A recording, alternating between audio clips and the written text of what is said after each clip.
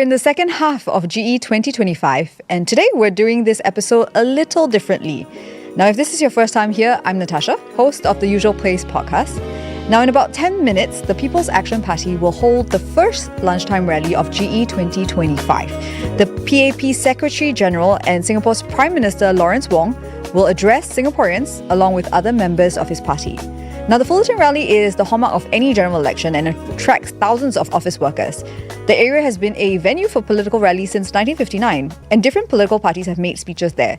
So there's a lot to unpack about the Fullerton rally, so I had to call in some seasoned political observers. So today on The Usual Place, we have Dr Gillian Koh, Senior Research Fellow from the Institute of Policy Studies. Good afternoon. Hi, nice to have you here. Finally meeting you in person. Very comfy. Yes. Lovely. Yes, and next to you on the couch, we have Dr Rebecca Grace Tan, Hi. a political science lecturer from the National University of Singapore. And next to you, on the end of the couch, we have Dr Felix Tan, an independent political observer. So thank you all for being here. Now we're going to chat for a little bit until the rally comes on, and then we'll go to Fullerton, and then we'll watch it together, and then we'll come back for a discussion about what was said. So in the meantime, I wanted to take stock, because as I said, we're in the second half of the GE, right?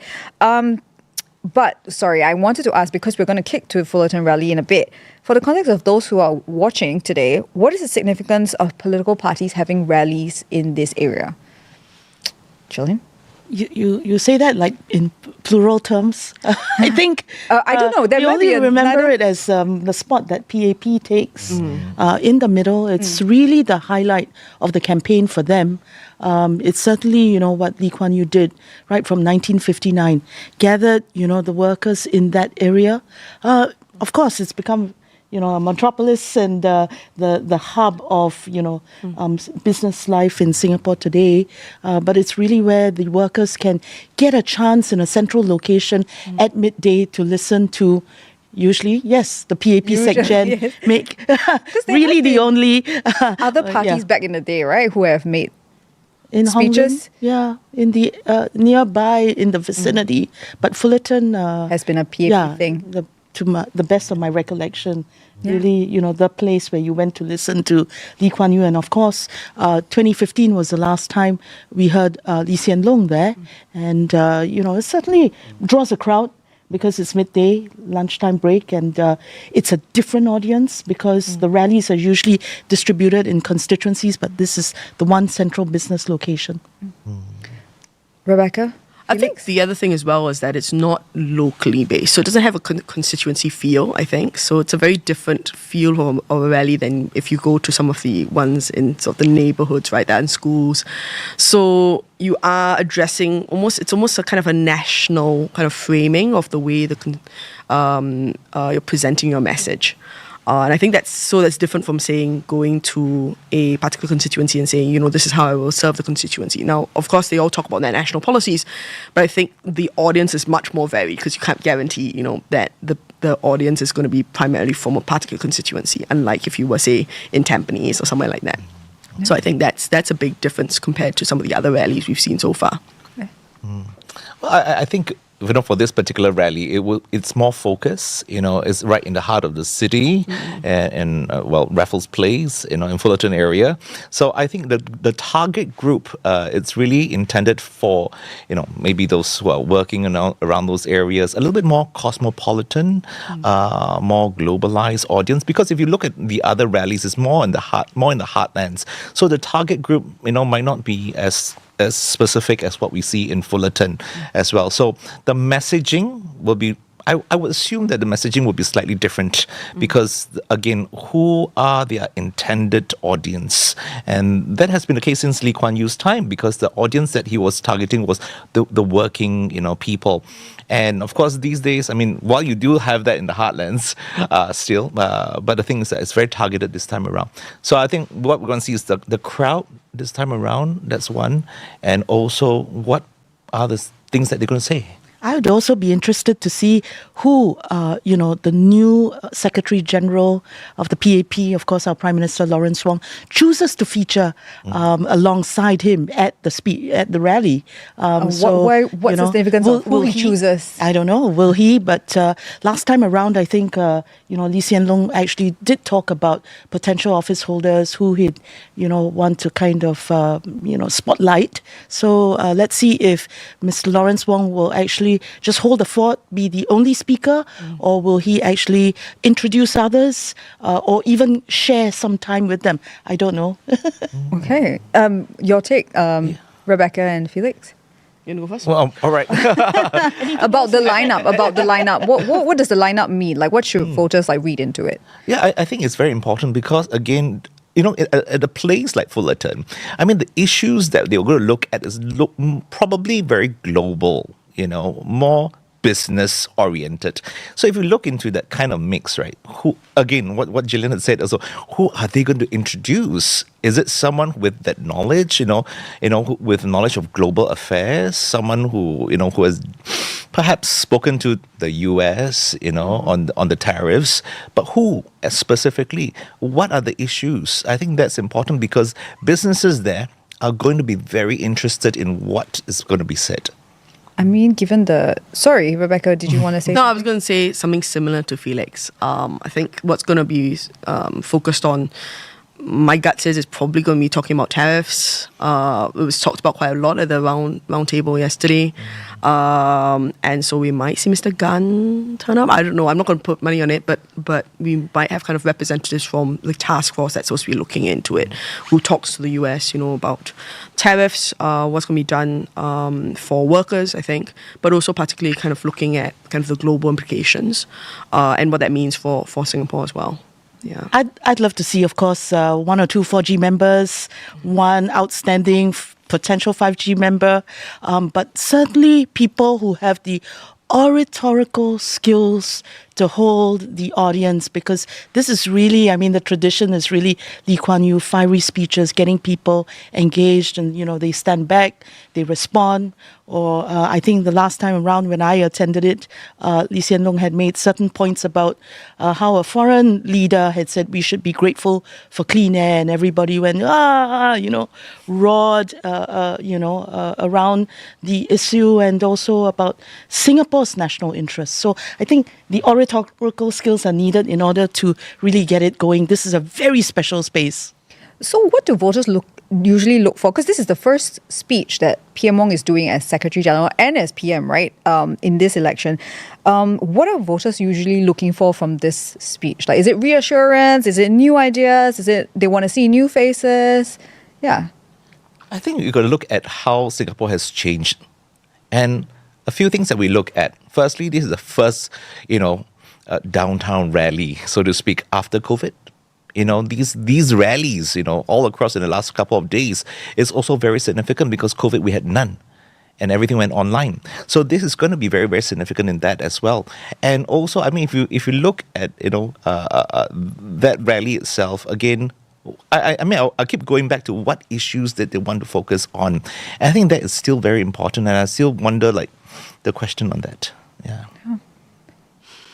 I think we're talking a little bit about rallies and thinking about the kind of the workers who are there. So we haven't had rallies now for 10 years, right? So this will be for a lot of workers, younger workers especially, the first time, unless they go to the ones in the other constituencies. For some of them, this may be the first rally they've been to. Some of them are first time or second time voters, right, in general elections.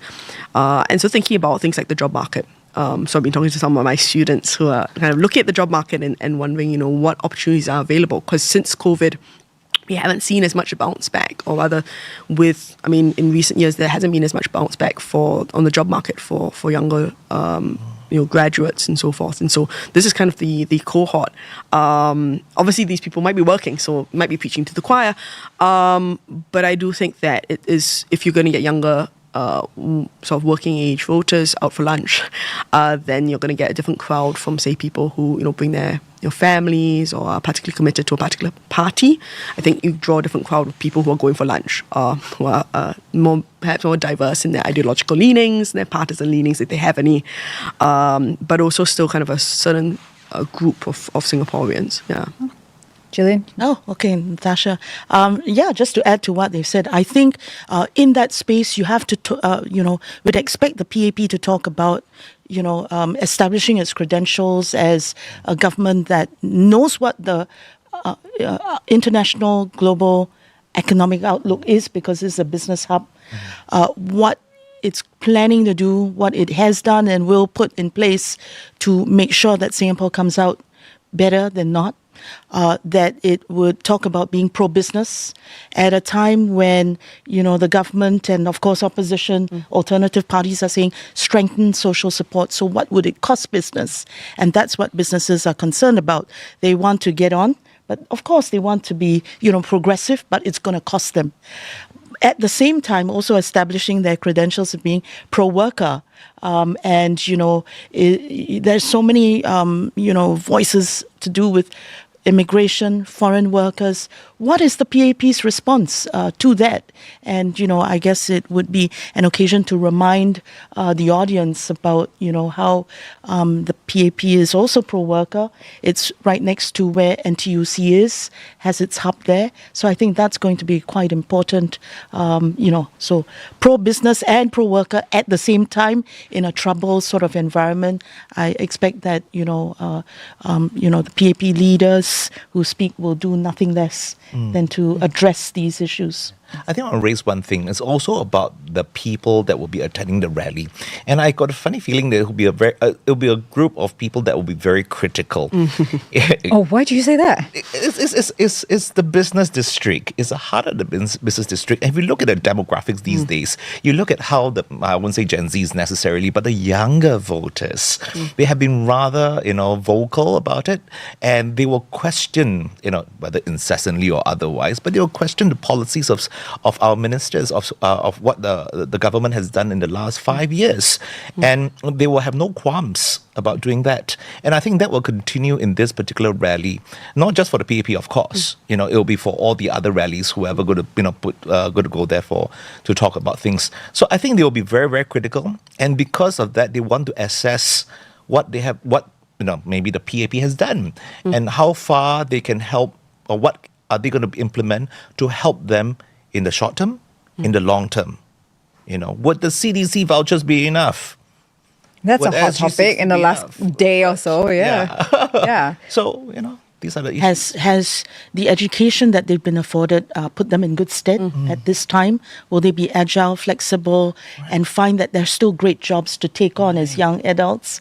And then, establishing what the PAP has done for housing, certainly accessibility to housing. And, of course, we know the alternative parties have said, can we make housing available to singles at 28 years? And one alternative party actually said, can you make rental housing available in the city itself, right there. So I think it's important to grapple with some of these things, looking forward to some of the rebuttals on these points that the PAP can afford, as well as, talking about what it's already put in place. And I think, the young adults will be there to kind of see if they would want to establish those bonds with the incumbent, or, whether the alternative parties have something that, they feel drawn to. Yeah. So I wanted to ask about what this rally means for young voters, since, Felix, you brought it up. Because this election, to me, has played out a lot on social media. There's a lot of content. Everybody's on a podcast, including mine. But so what should young voters take away from this particular rally? Because there was one day there was 9, yesterday there was 3, there's going to be much more. So how does this rally center everything now that we're at the halfway mark? Yeah, I think we are looking at how different will it be from the past few rallies. I think that will be one thing that they're going to ask, that's one. Secondly, they will look at, what new policies are there going to be in place? And I think they want to hear that. I think a lot of people are looking at that. And the third area, also because of what has been developed over the last couple of days, and I think, PM Lawrence Wong have come out to go and talk about religious and racial matters as well. So. All right. Felix, I'm so sorry. we're going to get back to all 3 of you on the couch, but we got to go to Fullerton because the main event, because the rally is about to kick off. Well, there's Miss Indrani Raja there. So let's head over there. We'll meet back here at the usual place after, and we'll dive into what was said. The future of Singapore.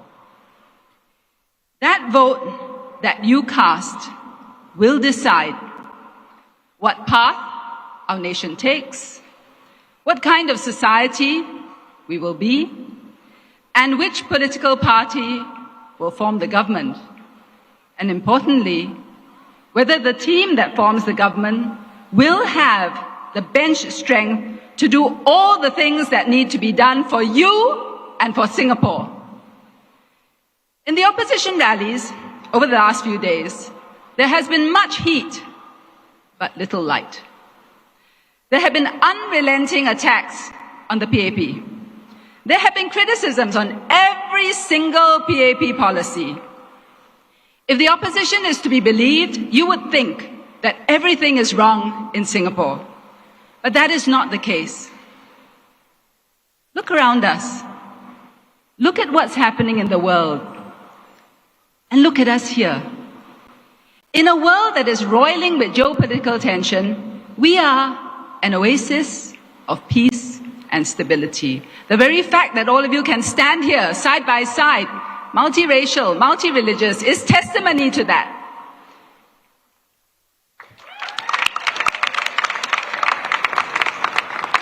Despite the economic uncertainty of the past few years, we have managed to achieve growth.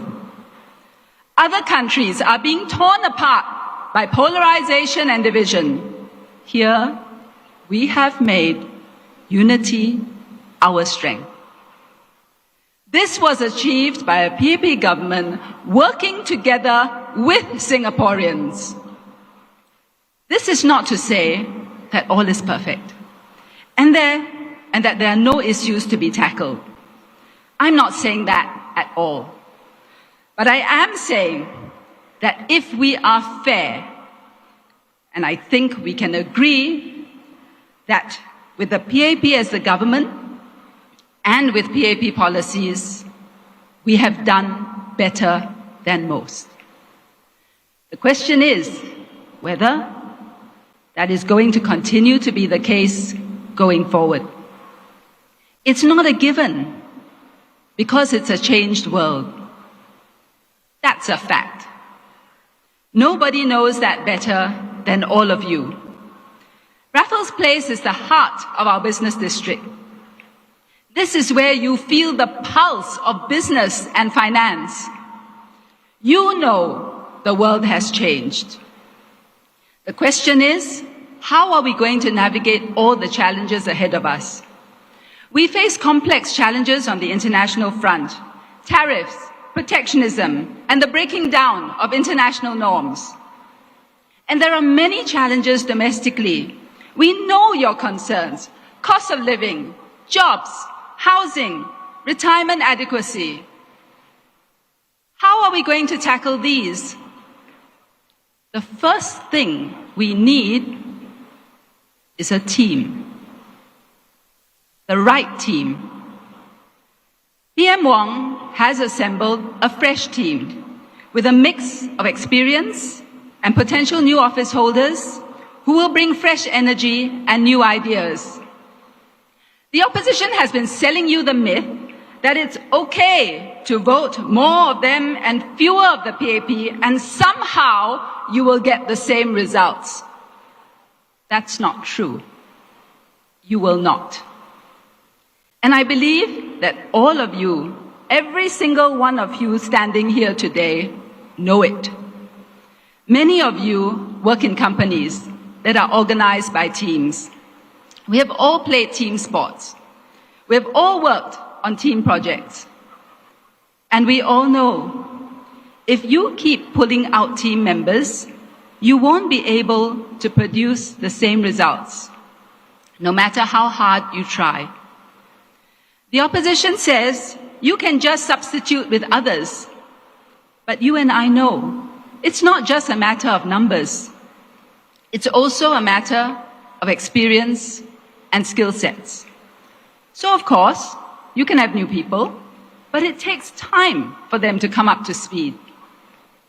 And if the opposition truly believed that it is just a matter of numbers and anyone will do, then it shouldn't matter which candidates they field and where. But you can see how carefully they have calibrated their teams and the electoral divisions in which they stand or not, as the case may be. They know the value of having the right team in the right place. They just don't want you to have that insight when it comes to the PAP. PM Wong has put together a team with that right mix and that right blend. Not for himself, but a team that can work with you and for Singapore. The opposition's narrative is, vote for them because we need alternative voices in Parliament. They make it seem as if it is a binary choice. As if voting PAP means that there won't be opposition voices in Parliament. But that's not true. What the opposition never mentions is that having alternative voices in Parliament is guaranteed. And it was the PAP that made sure of that. We amended the Constitution so that no matter what, there will always be at least 12 opposition members in Parliament. And the opposition has not hesitated to take full advantage of this provision to their benefit, but they never tell you that. At the end of the day, you, all of you Singaporeans, you are the ones who get to decide who gets into Parliament and who does not. You are the ones who will decide who are constituency MPs and who are non-constituency MPs. But it is important for you to know that it is never the case that there will be no alternative voices in Parliament. It is not a binary choice. But what is really even more important than opposition providing an alternative voice is your voice. That is what matters to the PAP. As government, we carried out the Forward SG exercise so that we could hear directly from you. As a party, we walked the ground and we listened to you to understand your concerns, your hopes, your fears, and your aspirations. We are determined to address all of these and the many other challenges that lie ahead with fresh resolve. We have set out in our manifesto our plans for the future based on what you have told us, and we have designed the policies and the programs to achieve our shared vision. We know that cost of living is on top of people's minds. The opposition has sought to make an issue of GST. We've explained why it was necessary to fund healthcare costs for an aging population. And the bulk of GST is collected from high earners, tourists and foreigners, and this revenue collected is used for Singaporeans. And we have buffered Singaporeans against the GST increase with the assurance package, effectively delaying its impact for 10 years for the lower income and 5 years for the middle income. The cost pressures we are feeling now are mainly externally driven. We will continue to provide support to shield Singaporeans from the full impact of this. We have CDC vouchers, GST vouchers, cash payouts, utilities rebates for household expenses, and more. We have lowered preschool fees and enhanced support for large families. Education and healthcare are heavily subsidized. Each item taken by itself may not seem as much, but when you add it up, it is substantial. We know that Singaporeans worry that this help may be just temporary. But for the PAP, our assurance is that we will provide support for as long as necessary. But we also understand your desire for assurance that you can afford things on your own without support. And that is why our other big focus is the economy, generating jobs and finding ways to allow you to earn higher incomes. We will work on helping students to get internships and to help fresh graduates to find jobs. We will also do more for older workers, especially those who have lost their jobs. We know that when you lose your job at an older age, it is harder to find another one. It is also hard to retrain. We know that. The Skills Future Level Up program is designed specifically for this group. But we will also work with employers to encourage them to give older PMETs and workers a chance to see the value in you and your life experience and to give you more employment opportunities.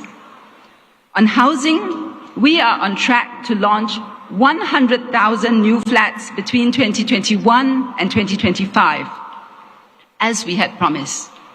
This is no mean feat, considering that our construction schedule was set back several years by COVID. And we will build more than 50,000 new flats in the next 3 years. The new HDB classification framework will help keep BTOs affordable and accessible in all areas of Singapore. And we are also working on more options for singles. These are just some of the things that we want to do for Singaporeans and for Singapore. The full plans are laid out in our manifesto. And contrary to what some claim, our manifesto is not short on specifics or substance. Our manifesto says all that it needs to say. It sets out the outcomes that we want to achieve. And this is enough. Because Singaporeans know that if the PAP promises something, we will do it.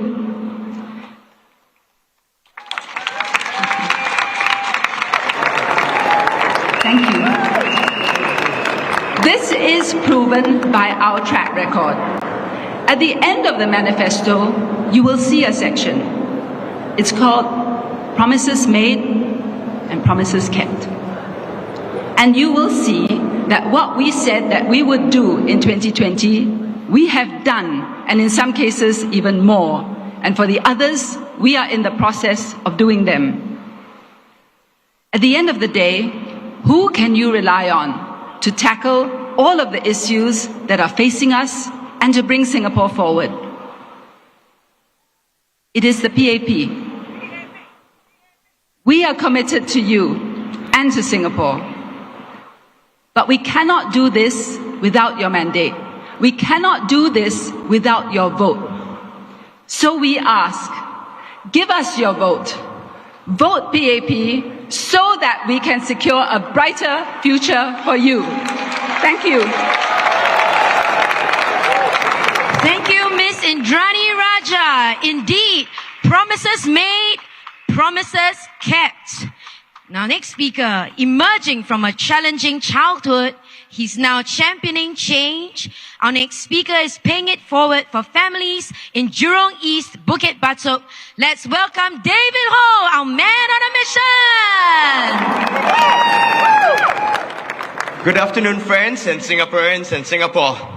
My name is David Ho. If we remember many years ago when we were students, our teacher once asked us, what do we want to be when we grow older? and we drew something. I wanted to be a chicken rice store uncle when I grow older. Why, you ask? Well, when I was growing up, I brought my blind mom to different hawker centers and coffee shops to sell tissue papers. I saw that chicken rice store uncle selling one plate of chicken rice for $2.50. And I also saw a frozen chicken that cost about $4. And I thought to myself, that was the way that we could break out of poverty. Along the way in secondary school, I had the opportunity to teach my friend how to do math. And my friends continued to ask. And that was where I realized I enjoyed teaching. And I said, I want to be a teacher when I grow older. Point here is this. Our aspiration is a function of our experiences. As I was growing older, and also as I was a teacher, I saw this time and time again. When I had to teach students that had a little bit more difficult background, a lot of them would say, "Cher, when I grow older, I want to be a soccer player. I want to be a basketball player." And that really it's because we had access to basketball courts and soccer courts around our school. When I taught at the JC, I still remember my students telling me this, "Mr. David, when I grow older, I want to be a lawyer. I want to be a doctor. I want to read PPE." And I asked, why? They say, "Mr. David, I know someone who's a lawyer. I know someone who's a doctor. I know someone who read PPE." And my point is this. As much as I say that our aspiration is a function of our experiences is a function of our access to opportunities. And this is why I stand before you today, because I care about creating access to opportunities. And let me not kid you. Our system is not perfect, but I tell you, it is good enough. It is good enough because it can catch everyone and most people. But there are some that will still fall through the cracks, like myself. Instead of sitting down and complaining and say the government should do more of this, we should do that, we should do this, do that, I told myself, David, can I roll up my sleeves and do something? So for the last 15 years of my life, I've created many social empowerment programs. One of this is known as I'm Talented. What I really wanted to do was to create opportunities for students to discover their interests in non-academic pathways, to let them try things like songwriting, fashion design, photography, you name it, and the list goes on. Because at the core, when I was growing up, our education system did well to provide fundamentals. But of course, we could do more in helping our students to discover their interests in non-academic pathways. And that's why I did that. Along the few years ago, I also worked with Mayor Denise Park to start this thing called Dots Academy at Central to help our youths to figure out what does it look like a day in the life of someone. It's about opportunities. I care about creating access to opportunities for all. As I look back on my life, I know full well that not many have access. And I want to continue to create this access for many others. I also want to say at this point that at the heart of it, my vision for Singapore is that we will continue to be a place where people can always have access. In the last few months and even the years leading before this, we always hear this, that we should have our own definition of success. But truth about definition of success is this. You can only define your success if you know what are your areas of interest, if you know what are things you are interested about. And I hope in the next chapter as we write for Singapore, we will continue to create more access to opportunities so that regardless of any point and starting point in your life, you will always be able to discover, you will always be able to articulate to say that these are things I care about and these are things that I want to grow and keep developing. Lastly, I also just want to be upfront to everyone and say, as I was doing this, a lot of people have commented, David, are you sure you're the right person to do this? You don't look like any one of them. You still make grammar errors. You can't speak effectively you can't be effective as to speak bilingually. And my answer to them is this. For whatever I lack, I will compensate with hard work. I will run faster, I will listen longer, or I will write longer, or I will ask for help. Why? Because at the end of the day, it is about caring for every single resident. I might not be there, but I will strive my best, and I know the team will always strive our best because we care for our residents. And my hope is this, that as the nation, as we continue to move forward, we will always be anchored on purpose. Purpose to care, purpose to love every single resident in Singapore, and we want them to do well and succeed in life. And that is my why and my hope. And I know full well that this new team, it's anchored on purpose, it's anchored on creating opportunities for all, it's anchored on helping every single one to define their own definition of success. So I ask of all of you to vote for PAP so that we will continue to care for every single resident, because you matter to every single one of us. Thank you. Thank you, David, for chasing aspirations and reassuring us of your commitment. Now, just a caution of advisory. The Central Plaza is already overcrowding, and we thank you for your overwhelming support. There is still much room on to your right. So if I may advise you to move towards your right, there is still a lot of space there. Our next speaker is no stranger to the Malay Muslim community. He's a passionate psychiatrist advocating mental health and is committed to lifting lives and leading change for the Malay Muslim community. He is none other than Dr. Syed Harun Abashi.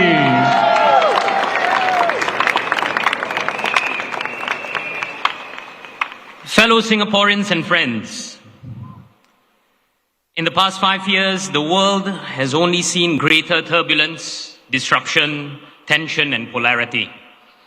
We now see but a shadow of COVID, and it's easy for us to forget how uncertain things were when storm clouds were before us and when we were in the eye of the storm.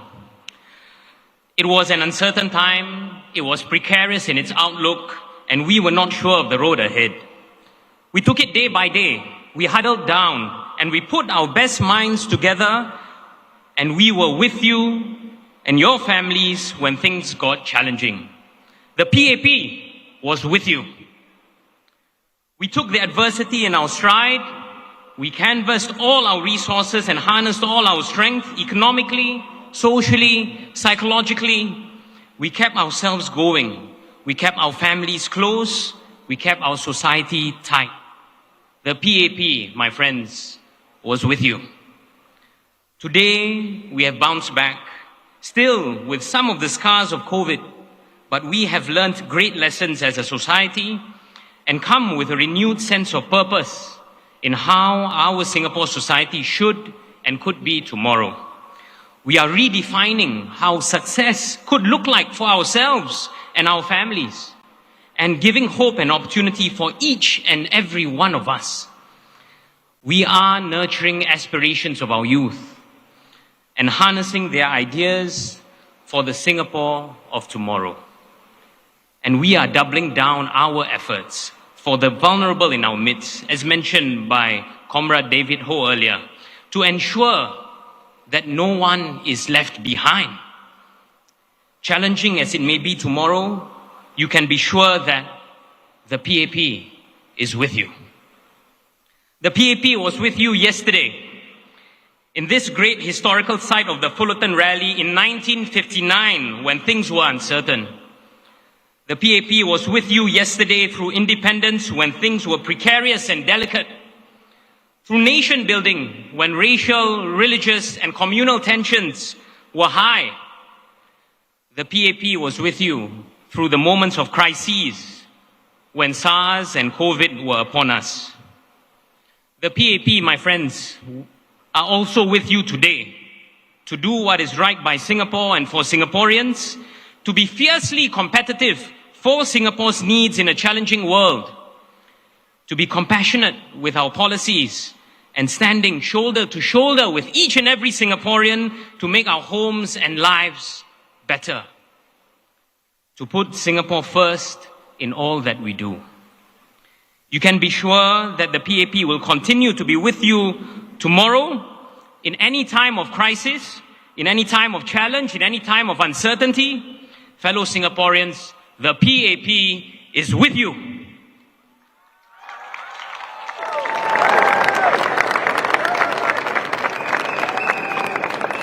Allow me some words in Malay.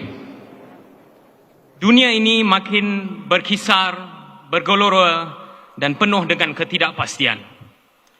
Ombak dugaan dunia datang bertalu-talu, semakin mengganas setiap kali. Dalam 5 tahun yang telah kita lalui, dunia hanya menyaksikan semakin banyak pergolakan, semakin banyak gangguan, ketegangan dan perpecah belahan. Dalam setiap detik yang sukar, yang kucar-kacir, yang getir ini, tahuilah, saya tetap bersama anda, kami tetap bersama anda, PAP tetap bersama anda. Sama ada menanggung kos sara hidup, sama ada mengharungi krisis ekonomi, mencapai impian dan matlamat memiliki rumah, mendaki tangga pendidikan, mengejar impian anda dan kejayaan yang bersama, dan membina kehidupan yang berharmoni, yakinlah, PAP tetap bersama anda. Kami berpegang teguh kepada membina sebuah masyarakat yang adil, yang saksama, yang progresif, yang penuh dengan harapan, di mana setiap lapisan rakyat dapat menikmati hasil kemajuan bersama, di mana terdapat komitmen kita untuk memperkasa kesejahteraan dan keinginan harapan rakyat, dan di mana keamanan, kemajuan, kemakmuran berkekalan di Singapura. Dalam setiap liku cabaran, kami tetap teguh berdiri di sisi anda, di sisi anak-anak anda, di sisi cucu anda dan juga keluarga anda, dengan penuh keikhlasan, dengan penuh ketulusan dan juga kebenaran hati. Kami ingin berganding bahu bersama anda, mengorak langkah menuju ke hari esok yang lebih bersinar untuk kita bersama. Ketika cabaran melanda, ketika krisis berputik, ketika waktu penuh ketidakpastian dan ketika arah tujuan tidak menentu, tahuilah, PAP bersama anda. Kita terus melangkah ke hadapan, kita eratkan kekeluargaan, kita kukuhkan masyarakat, demi anak-anak dan cucu-cucu kita, demi generasi seterusnya, demi Singapura yang tercinta. Tahuilah, PAP bersama anda.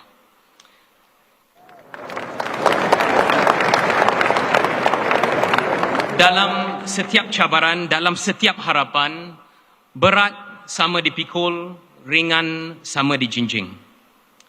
PAP tetap bersama anda. Dunia ini berkisar, barisan yang segar, azam berkorbar demi masa hadapan yang lebih cerah untuk anda. Majulah PAP, majulah Singapura. Thank you, Dr. Syed Harun Al-Habshi. PAP bersama. The PAP is with you. Ladies and gentlemen, we just have one more announcement before the next speaker. We need you to come in a little bit closer. We need you to come in, compact a little bit. We need to make space for more people who want to come and listen to the rally. Thank you, ladies and gentlemen. Our next speaker, she's a bold and balanced voice for businesses, working parents, and bright young minds in Sengkang. More recently, she broke the internet speaking in Tamil. Let's put our hands together for Miss Bernadette Giam, who will be speaking in Mandarin today.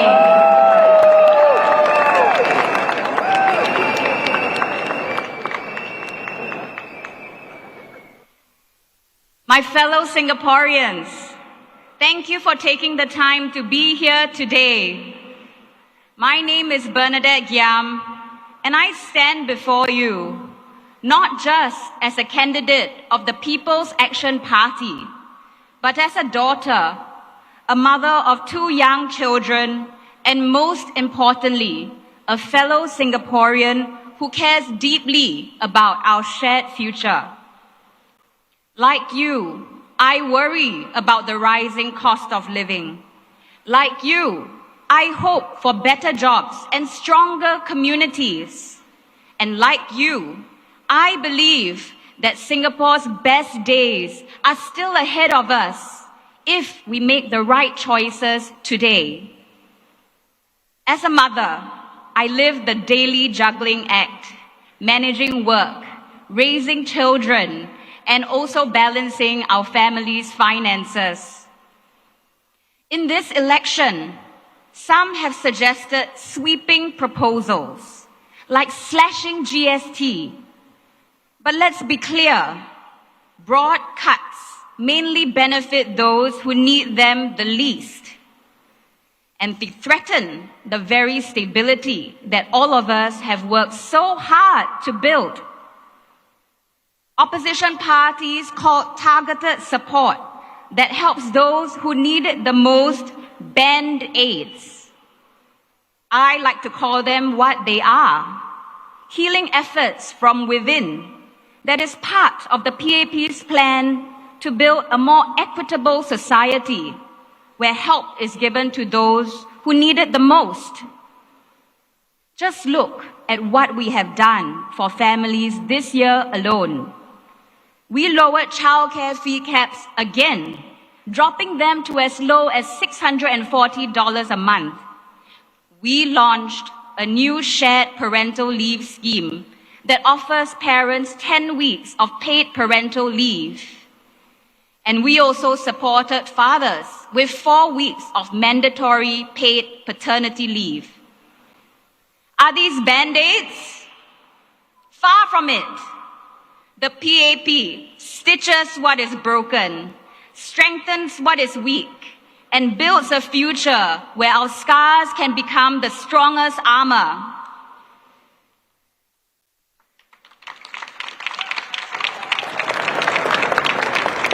What we are doing is steady, lasting, and real.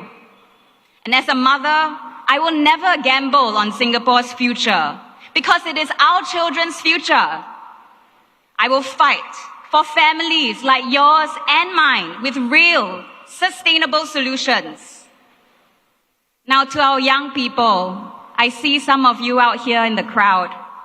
I see your hopes. I hear your anxieties.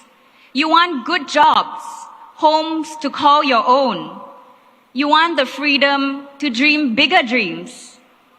Some voices tell you, close our doors, protect our jobs, levy on more and more costs on the very businesses that provide you your jobs. But they do not tell you the risks. What happens to your jobs when businesses are unable to sustain these costs? Are these proposals not then band-aid solutions? I want to inspire you and remind you that Singapore was never built on fear. Singapore was built by courage, by openness, and forging ahead in solidarity. That's why we invest in you, our young people of Singapore, through expanding BTO supply, keeping home ownership within reach, through growing new frontiers, green energy, AI, advanced manufacturing. We are not just growing today's economy. We are building tomorrow's Singapore with you and for you.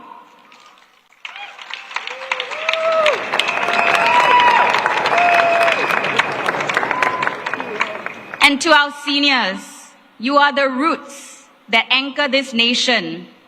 Because of your sacrifices, we enjoy the shade of prosperity today.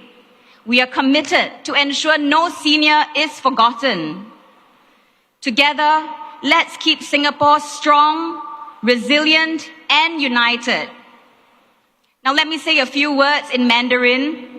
各位同胞，站在这个高楼林立的新加坡河畔，我们非常感恩。新加坡的现在是过去所有国人齐心努力的成果。新加坡的未来，我们现在一起来开创。在这里，没有一个人会被忽略，没有一个家庭会被遗忘。不管您碰到什么困难，我们用心聆听，共同寻求解决方案。为了我们的孩子，为了新加坡光明的未来，投行动党一票，让我们一起打造一个温馨、坚韧、公正的家园，一个我们的孩子都会感到自豪的新加坡。This election is about our future, a future where families are strong, young people have hope, and seniors are honored. Support us. Support the PAP. Majula Singapura. Thank you, Bernadette, for sharing your dreams for our future generation. Next up, we have a tireless trade unionist and a trusted activist championing the cause of freelancers and self-employed workers. Let's welcome Mr. Jagateshwaran Raju.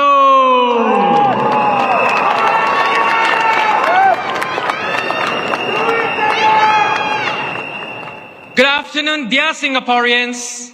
I stand before you today not just as a new face in GE2025, but as someone who has spent years working alongside those who needed a helping hand. I am a caregiver. It is what shaped me. It is who I am.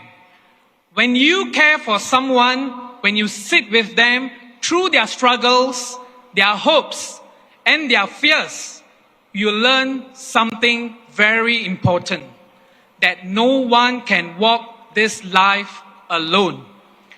We all need someone to believe in us, to stand by us, and to remind us that we matter. It is with that spirit, the spirit of care and service, that I decided to step forward and join politics. Our workers, especially our PMETs, our professionals, managers, executives, and technicians, are the backbone of Singapore. Your skills, your hard work, your sacrifices have made our economy strong and kept our country competitive. We are here today because of you. But the world is changing quickly. Technology, global competition, and new ways of doing business makes it harder for many workers. I have heard your voices about keeping your jobs, about learning new skills, and about securing your future. Do not worry. We are with you, for you, in every step.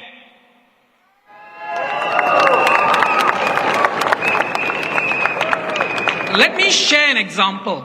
As the NTUC Industrial Relations Officer with Khoo Teck Puat Hospital, I have worked closely with the management to redesign the jobs of our porters, keeping them employed, but most importantly, providing them with the necessary training to upskill and keep relevant in the evolving healthcare landscape. And there are many more examples of how our NTUC officers have worked towards helping every worker succeed. I want you to know every worker matters.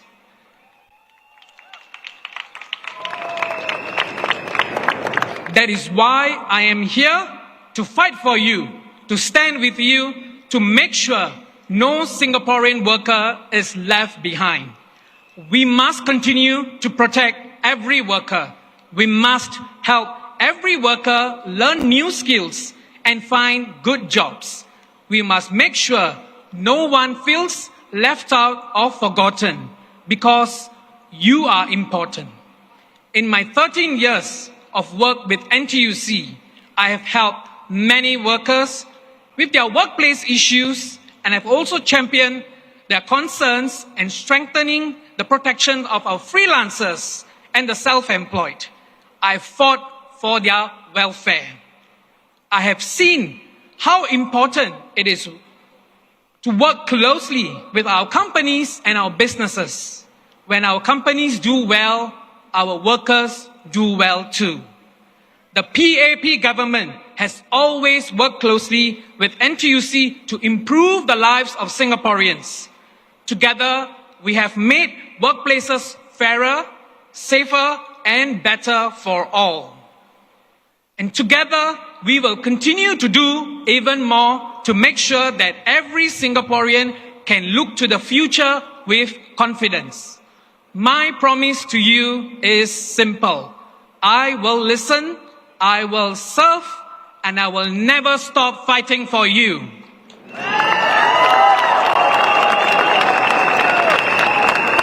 Politics must be about people, not power. It must be about lifting each other, not leaving anyone behind. So to every worker out there, to every caregiver, and to every Singaporean dreaming of a better future, the PAP is there for you. Let us walk this journey together with heart, courage, and hope.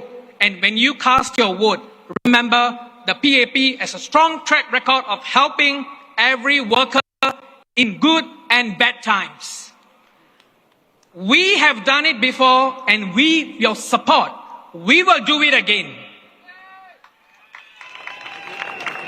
Vote for PAP, vote for a strong, caring and united Singapore.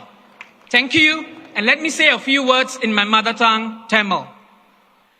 என் சக குடியிருப்பாளர்களே அனைவருக்கும் வணக்கம். நான் மக்கள் செயல் கட்சியின் alginate குழு தொகுதி வேட்பாளர். நான் ஒரு பராமரிப்பாளர். பிறரை பராமரிப்பது என் வாழ்க்கையை வடிவமைத்தது. நான் அரசியலுக்கு வந்தது மக்களுக்கு சேவை செய்யவும், வேலைக்கு செல்வோர் அனைவரையும் ஆதரிக்கவும். நமது நிபுணர்கள், மேலாளர்கள், நிர்வாகிகள் மற்றும் தொழில்நுட்ப நிபுணர்கள் நமது பொருளாதாரத்தின் வலுவான தூண்கள். ஆனால் உலகம் வேகமாக மாறுகிறது. ஊழியர்கள் பல சவால்களை சந்திக்கிறார்கள். ஒவ்வொரு ஊழியரும் முக்கியமானவர். உங்கள் உரிமைக்காக நான் நின்று போராடுவேன். உங்கள் எதிர்காலத்துக்காக உங்களை தயார் செய்வேன். நான் தேசிய தொழிற்சங்க காங்கிரஸில் வேலை செய்யும் பொழுது பல ஊழியர்களுக்கு உதவி செய்திருக்கிறேன். அவரை நலனுக்காக பாடுபட்டிருக்கிறேன்.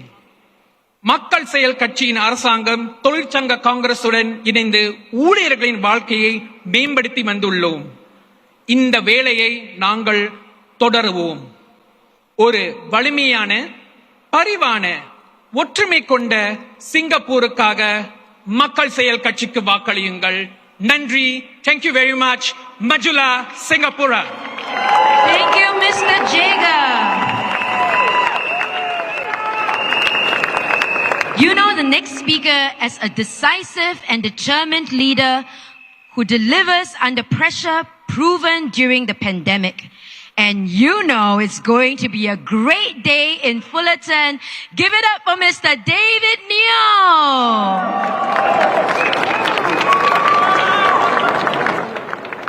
It's a great day to be at Fullerton.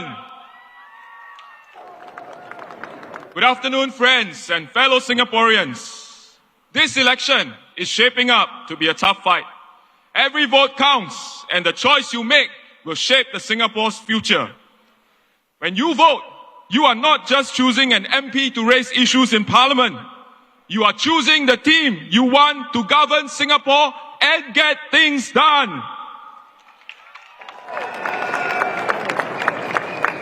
I choose to run because I have the conviction to serve you, to work for you, and to get things done.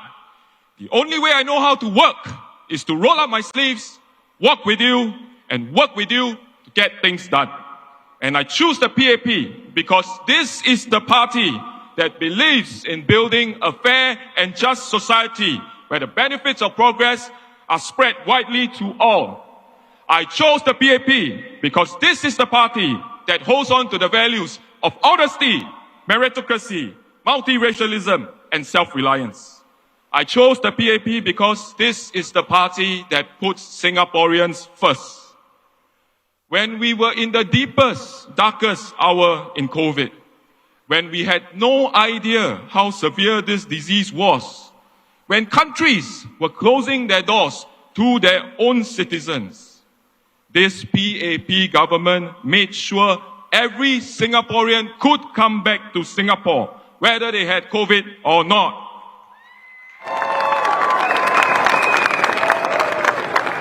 And this was something that was not even debated within the multi-ministry task force led by PM Lawrence Wong. It was a given. All Singaporeans will come home, COVID or no COVID, and we got it done. This is a party that puts Singaporeans first with action. The opposition parties highlight issues and they propose alternatives. But can they get it done? The fact is, they rely on the PAP to deal with the changed world. And when the PAP done, they say it's because they talk. I go to bed and every morning when I wake up, the sun rises. But I never make the mistake of thinking that the sun rises because I woke up.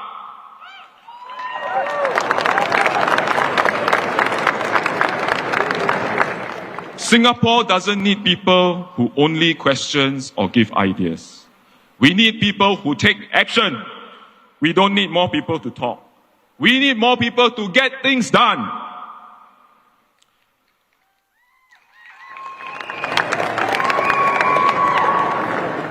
We have a maturing electorate that is more discerning, that is ready for details and debate on policies.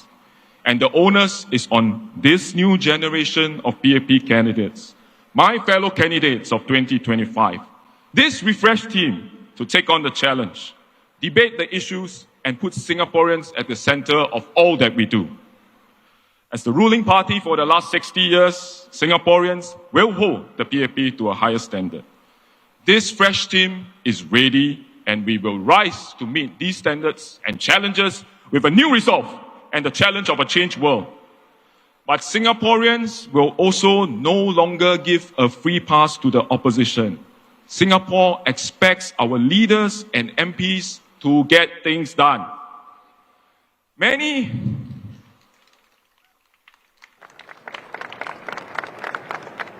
older generations that I spoke to, older residents, thank the many generations of Tampines MPs for the hard work that the PAP has done there since 1988 and what the PAP government has done for Singapore since independence. They tell me they know this because they can see what is all around them in Tampines, in this CBD. And they express grave concern that our young voters will be swayed by sweet talk and empty promises and vote away their future. But I disagree.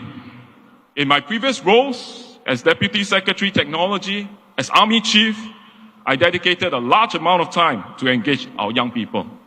And I know that you, our young people, are discerning, thoughtful, and you care deeply about Singapore's future. You judge, you think, you discern. You know the difference between noise and action. You know the difference between words and real progress. You know that leadership is about making tough decisions, standing firm and delivering results. Not just talking when it's easy, but acting when it's hard. Young voters today are not looking for fairy tales. You are looking for leadership that secures real opportunities, jobs, homes, education, healthcare, and a future where you can build dreams with confidence. You know that the future of Singapore doesn't depend on who shouts the loudest, but on who rolls up their sleeves and get things done. So to our young people, you are not just the leaders of tomorrow, you are the decision makers of today. You see clearly, you know what is real. And I believe you will choose the path of action, of integrity for a stronger Singapore. And you will choose those who build. You will choose those who deliver. And you will choose the future that you want to see. And together, we will make it real.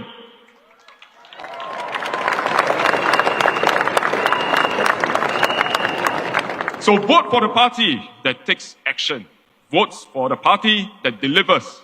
Vote for the party that gets things done. Vote for PAP. Majulah Singapura! Thank you, Comrade David New. Next up, our next speaker is a compassionate communicator and uplifts the most vulnerable. Let's welcome Comrade Haslina Abdul Halim.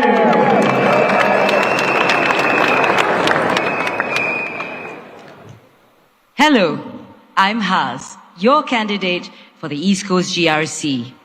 I appreciate you for showing up because you care. I applaud you for caring about Singapore because she is ours to protect. I celebrate you for being here because you matter. A lot is said about our generation, but let us be the one to define ourselves. We are a generation of multiple hyphenates, multiple identities, multiple passions, multiple aspirations, no cap. It's not that we bruise easily, but we feel strongly. It's not that we're too idealistic. We set high bars because we saw our parents succeed. It's not that we're not resilient. We experience new lows because we dare to be vulnerable. Previously, I was a journalist. I valued facts, but not without context. I valued facts, but understood feelings matter. I valued facts, but it means nothing if it's not understood. Later, I became a CEO, 1 out of 13.1% female CEOs in Singapore. Women leaders are here to stay. Young leaders are here to stay. As Chief Fairy Godmother of Make-A-Wish Singapore, I saw firsthand how having a wish come true brings hope, strength, and joy to families in difficult situations. Hope let us live very meaningful lives. As president of the board of PPIS, a large social service agency dedicated to uplifting women, children, and families, my team and I stewarded the organization through COVID-19. We dedicated our time to lift up vulnerable communities. And as a Singaporean, I'm stepping forward because I want to build a Singapore that is kind to one another, that believes in one another, that steps forward for each other. Comrade Harun earlier said it was about 66 years ago when the first Fullerton rally was held. Back then, our GDP was slightly under 2 million. Fast forward to today, we've crossed $500 billion. From mudflat to metropolis, look all around you.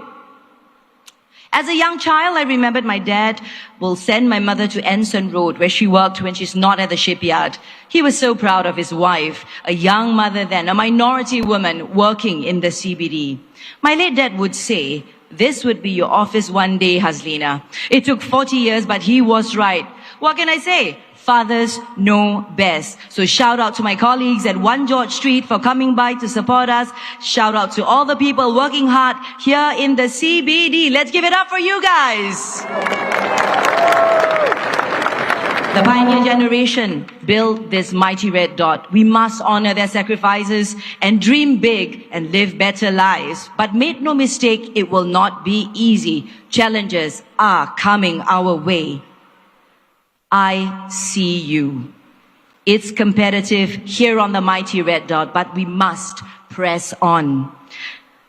Just like you, I want a Singapore where everyone has opportunities and there is pride and recognition in every job. Much like you, I want a safe workplace. Safeguards for fair employment must be strengthened. We need to stem out discrimination. And a lot like you, I want to see Singaporean corporate leaders being nurtured to lead us. The PAP will support our talents to achieve aspirations at home, at work, and in the community. I want to recognize everyone here for all your hard work here in the heart of the CBD and your hard work at home.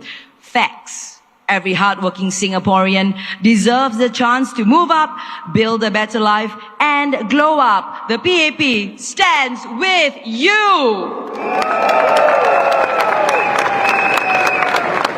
And now, our national language, and very proudly my mother tongue. Saudara, lihat saja di sekeliling Anda betapa megahnya suasana. Sama seperti Anda, saya inginkan Singapura di mana kita berpeluang menggapai cita-cita dan di mana penat lelah kita dihargai. Seperti Anda, saya inginkan pejabat yang memastikan kesaksamaan, berlaku adil dan selamat untuk semua. Seperti anda, saya ingin melihat lebih ramai warga Singapura menerajui jawatan kepimpinan. PAP akan menyokong tenaga kerja untuk mencapai aspirasi dan kesejahteraan masyarakat kita harus diutamakan. Jangan sesekali kita putus asa. Biar putih tulang, jangan putih mata. Singapura milik kita, masa depan kita, tanggungjawab bersama. Saya Hazlina Abdul Halim memohon sokongan anda, menabur bakti buat anda dan anak-anak anda. Undilah PAP. Ladies and gentlemen, in conclusion, the world as we know it, as all my comrades have said, is no longer the same.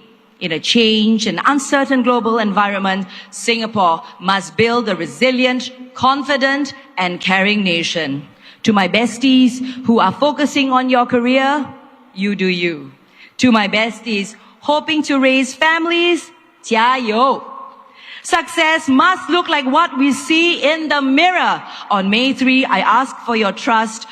Vote PAP for a future where progress is made together, heart to heart, hand in hand. One people, one nation, one Singapore. Majulah Singapura! Thank you, Az. Our next speaker, she's a steadfast servant with service in her soul. Put your hands together for Miss Goh Han Yen. Good afternoon, everybody. Thank you for coming here. I am Goh Han Yen. I'm a mother of 3 and a former public servant. Now, above all, I'm someone with a deep desire to see Singapore succeed. Over the last few weeks, many have asked, Han Yen, why are you stepping forward to serve when you have 3 young children at home? Now, my answer is simple. It's precisely because of them. I want to build a better Singapore for my children and for our children. How do we collectively create this better Singapore? Now that's the question that confronts us today. Over the next few minutes, I'll share about my vision about this better Singapore that I see. One that's defined by kindness, hope, and strength. Now first, we must be a society that is built on kindness.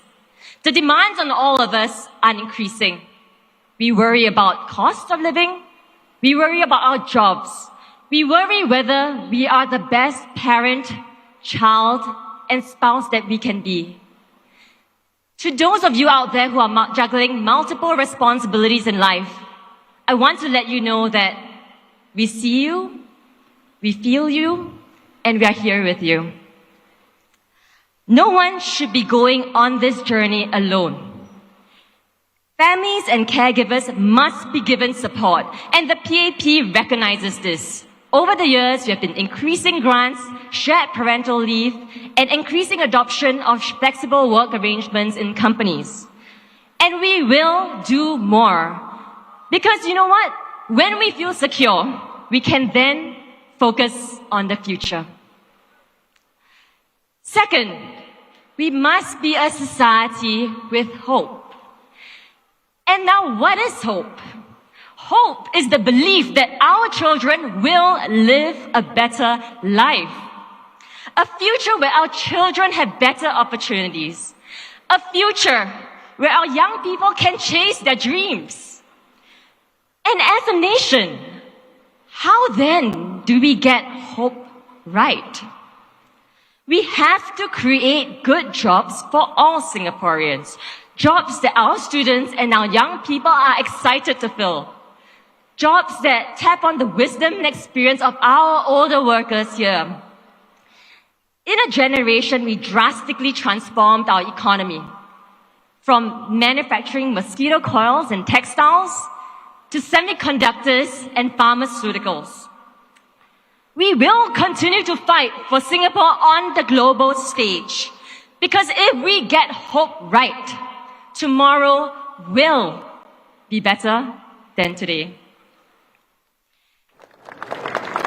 And finally, we need to be a nation with strength.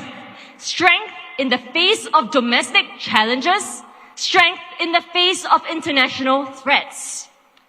When I was at the Economic Development Board, I was based in our office in Washington, D.C.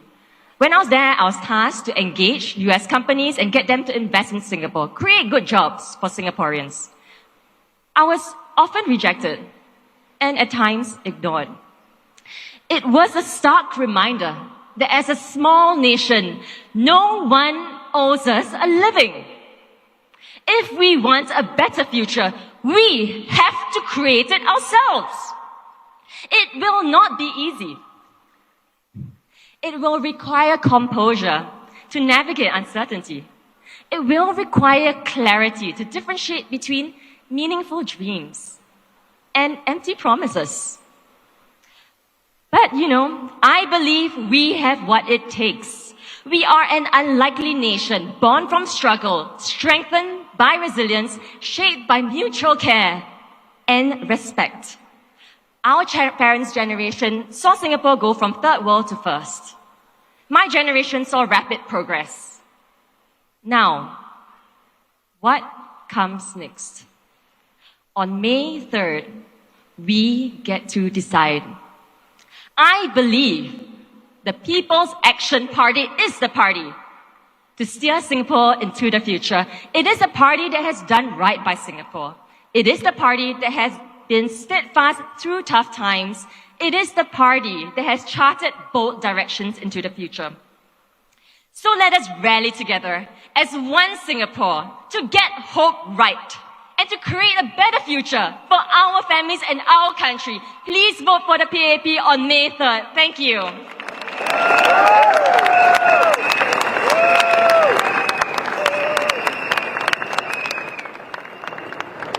Thank you, Comrade Han Yen. Ladies and gentlemen, this is the time we have been waiting for.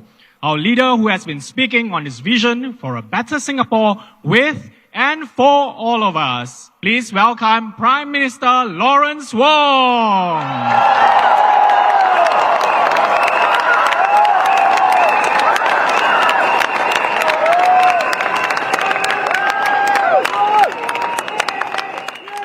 Friends and fellow Singaporeans, good afternoon. We've reached the midpoint of this campaign, and it's a good time to remind ourselves, this election is about your future, our future, not just for today, but for our children, our grandchildren. So I ask you to consider, who do you trust to steer Singapore through the coming storm? Who do you believe can secure a brighter future for you and your families? Say it louder one more time. And again. This year is SG60. 60 years of independence. 60 years of a Singapore miracle we built together.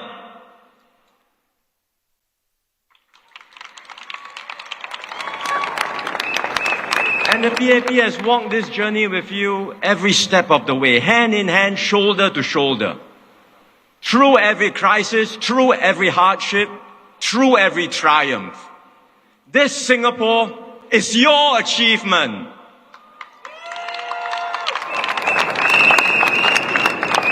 Now we stand at a new crossroads. The world has changed. Storm clouds are here. And you can feel it right here in the heart of our city. Businesses are pulling back. Every day you read the newspapers, you get more and more worried because the rules keep on changing. Markets are volatile. Investors are becoming more cautious. This is not a passing storm. The storm will be here for some time because the world has changed. For how long? We don't know. But one thing is certain. This storm will test us. And if we are not careful, we could lose everything that we have worked so hard to build here in Singapore. Now look, I don't want to bring you bad news. certainly not in an election campaign. It would be far easier to paint a rosy picture and give you just sweet promises. But you know this is not the PAP way. We have always been upfront and honest with you, because you deserve to know the truth. You deserve to know what's at stake. Yet throughout this campaign, have you heard any opposition party talk seriously about the challenges we face? Not a single one. Because to them, this is the PAP's burden to carry. They want the PAP to form the government. They only want, as they say, more seats in Parliament. More seats, but not more responsibility. Now, each party alone, the opposition party, each party alone may not have enough candidates to form the government. But there are multiple opposition parties. The WP and the PSP are already in Parliament. They are focusing on the eastern and western parts of Singapore so that they can grow their presence. And all over our island, other opposition parties like the SDP, the NSP, PAR, RDU, they are all seeking to make breakthroughs, to have a seat in Parliament. When you add them all up, the numbers are not small. And you start to wonder, what is the kind of politics we are going to have in Singapore? And that's why I said from the very beginning, this is a tough election. And it has proven to be so. And now if opposition parties break through in several constituencies, not just one, not just two, but a few, then even if the PAP were to be returned to govern, it would be with a severely weakened mandate. It's not just the loss of one minister. I could lose 3, 4 ministers. The opposition says, don't worry, life continues. Really? Are you being serious? Losing 3 to 4 ministers will weaken the cabinet team, will weaken the government, will weaken Singapore. In the end, the choice lies with you. And I believe Singaporeans, young and old, all of you are discerning and sophisticated voters. You know what's at stake. And I'll put this to you to consider. If you, in your heart of hearts, believe that the PAP is still the best party to take Singapore forward through these uncertain times, then support me and my team. Vote for the PAP!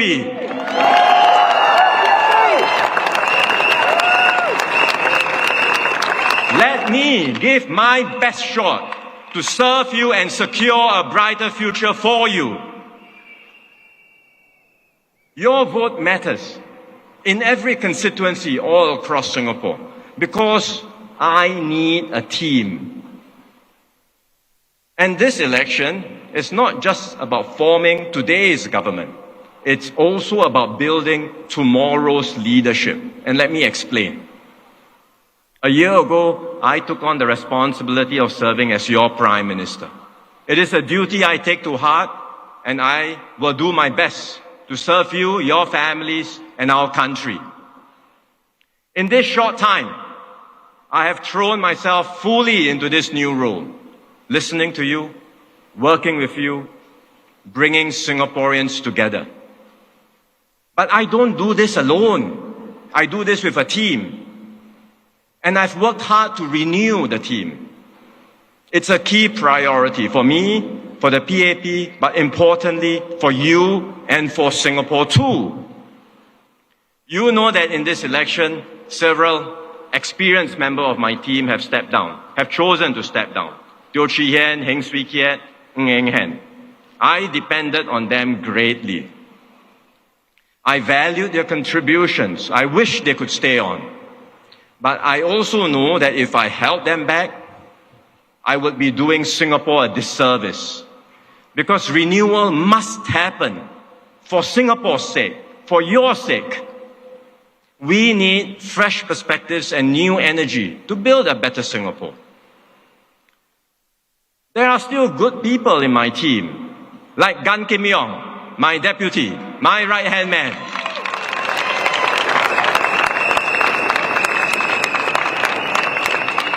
We were together on the COVID task force. Now, he's leading the Singapore Economic Resilience Task Force to take us through these turbulent times. He's been on so many task forces that I read on the internet, some joke, he's the task force man. But I told him, if people want to call you that, then wear it with a badge of honor. You are Singapore's task force man.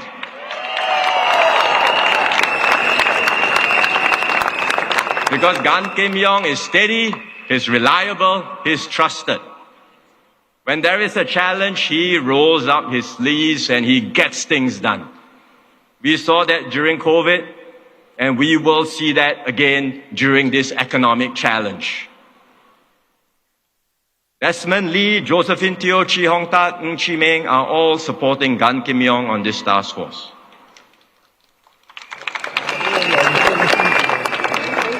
They are all key members of the team, working together to steer Singapore through these very uncertain times. So it's a good team, but I must continue to strengthen the team for the next term and for our future. And that's what I've worked so hard to do. I've done my utmost to bring in new blood. This election, we've fielded the largest number of candidates in recent history. You heard from some of them just now. Give them another big round of applause, all our new candidates. I'm proud of every single one of them. They are capable, but importantly, they have a heart to serve you. And they come from diverse backgrounds. They represent the aspirations and hopes of all Singaporeans. They will be your voices, your advocates, your champions.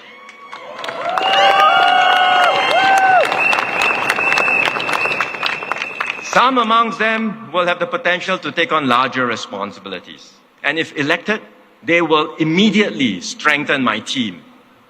And over time, they will develop and grow, just as I did when I first entered politics in 2011. They will be your future leaders who can take Singapore forward. The Workers' Party says to compare its candidates with PAP candidates backbencher by backbencher, backbencher to backbencher. But that's not how elections work. I have experienced ministers contesting in the GRCs, including in hotly contested GRCs. Their loss, if it happens, will be immediately felt and they cannot be replaced. I have new candidates who will add to my team and will eventually grow to take on new leadership roles, like David Neo in Tampines, Dinesh Vasu in East Coast, Jeffrey Xiao in Choa Chu Kang, just to name a few.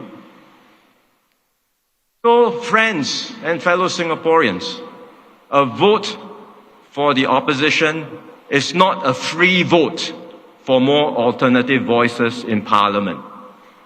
It is a vote to weaken the PAP team, the team that is truly working for you.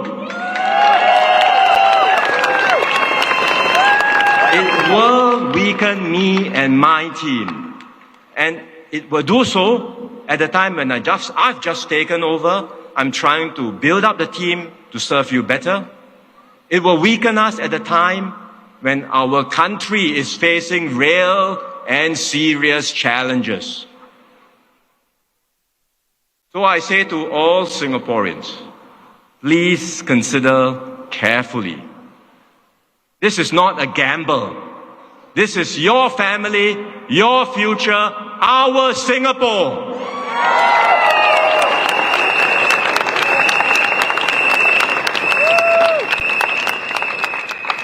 With your mandate, my team and I will take decisive steps to steer Singapore safely through the crisis and put us in a better, more secure position. Our key priority is to tackle cost of living concerns. And we started this work earlier. I had announced a comprehensive package in this year's budget. The measures all of you are familiar with will be rolled out in the coming months. The opposition says all these cost pressures, blame the government, blame the GST. But look, inflation here was largely imported. It's due to conflicts and wars overseas, due to global supply chains disruptions. And you can look around you. Countries everywhere are experiencing this too. It's not a Singapore phenomenon. We've dealt with this imported inflation through sound monetary policies. And it's working because inflation here has been coming down faster than in many other places. Raising the GST was not easy. It was a very difficult decision to make. We thought very hard about it. But we did it because we needed the revenues to take care of all our seniors, and the number of seniors are growing very quickly.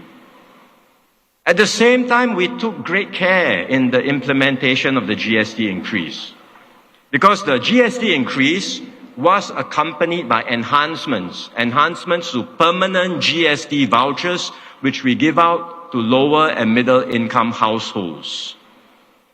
Because of these vouchers, lower and middle income households pay less than the headline rate of 9% GST. Who pays the full rate? 3 groups: foreigners, tourists, and higher income families. The opposition wants these 3 groups to pay a lower rate. Would you? I wouldn't. I think it's fair and right for them to pay the full rate. But for lower and middle income Singaporeans, we protect you, we shield you, we give you permanent GST vouchers in cash, and that means you pay an effectively lower GST rate. That's how our GST system works.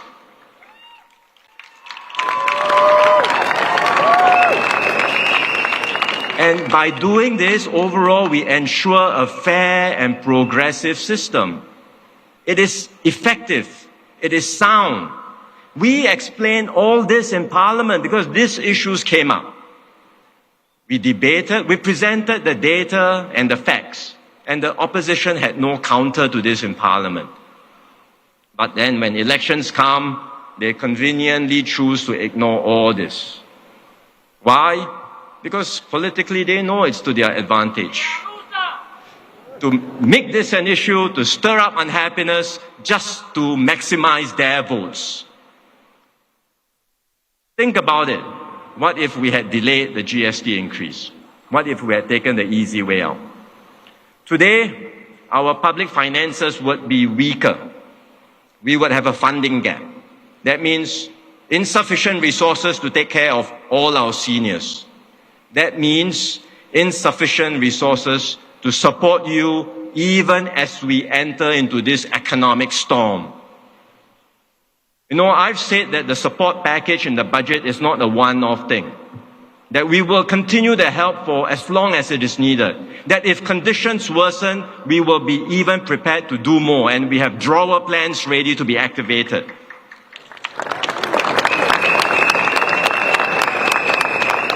Why is it that I can give you this assurance now?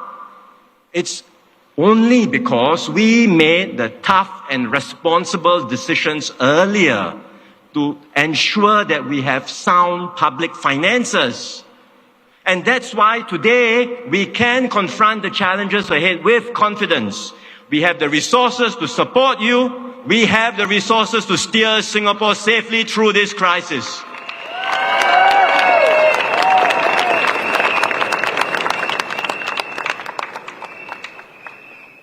There is one other point I will make on cost of living pressures. For many businesses, all of you running businesses, you will know a key cost driver is local wages. You look at all the opposition manifestos, or certainly most of them, many propose a minimum wage across the board by law. Now, we want to uplift lower wage workers, don't get me wrong. The PAP wants to do it. We have put in place good systems to do so. We have workfare, additional income for lower wage workers to boost their incomes. We have progressive wage models, sector by sector, which we have implemented, which are showing results. They have been working well. But the opposition party says this is insufficient. They want a minimum wage across the board by law. One proposal says set the minimum wage at $2,250 a month. It sounds good on paper. I would like to lift wages up too. But you know what will happen if we implement this? By law. Companies will have to pay more for their workers. Their costs will go up. How do they recover the costs? They can only recover it by raising prices on the goods and services they sell to Singaporeans. How does this solve cost of living pressures? It will only make things worse. In fact, the companies will not only raise prices, they may even cut back on hiring lower wage workers because lower wage workers are now more expensive, and that can mean fewer jobs, more unemployment amongst those who are least able to cope with this. These are things the opposition will never acknowledge, of course. Their manifestos have many details, a long wish list. But are they feasible? Are they viable? Are they sustainable? Will there be negative outcomes? Please think about it. For all of you working here in the business and financial district of Singapore, you know, if something sounds too good to be true, it probably is too good to be true. There is no such thing as a free lunch.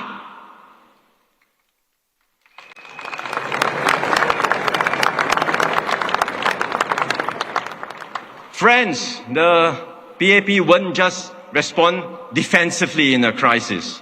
Because in every crisis, there will also be opportunities.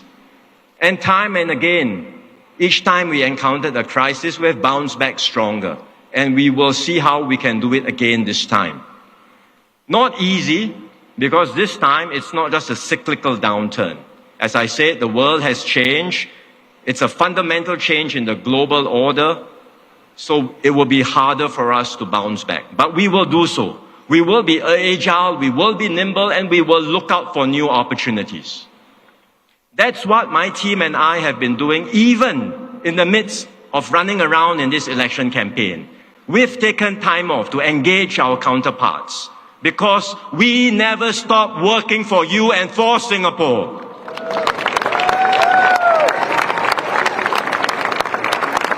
In the last few days and weeks, I've had good discussions with leaders around the world. Building partnerships, securing opportunities, positioning Singapore for this changed world. Gan Kim Yong has been doing so too. He had a virtual meeting recently with the US Commerce Secretary. They had a good discussion. They agreed to explore creative solutions on trade between our two countries. Now, Gan Kim Yong is shouldering a heavy responsibility. He's our lead person negotiating with America on tariffs and trade matters. I say, let's give him our full support so that he can secure better outcomes for all of us.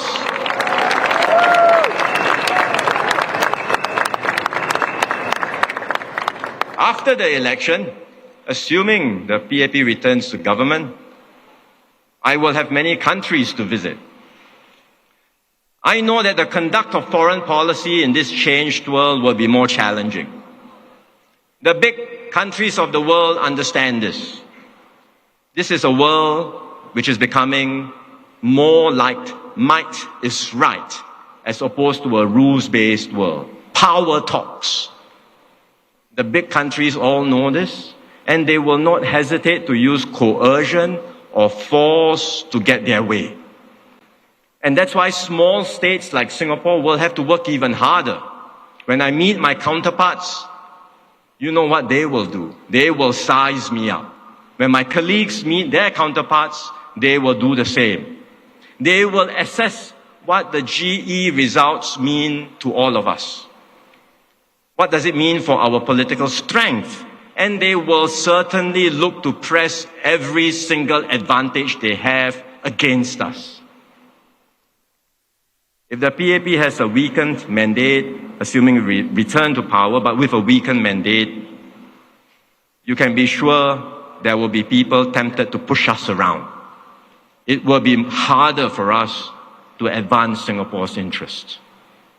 But with a clear mandate from you, my team and I can speak up for Singapore confidently.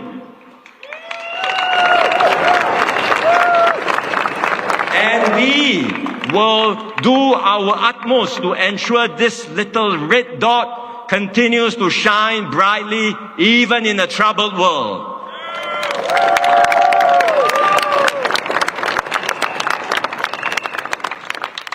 Now, if America persists in its high tariffs, we have to be prepared.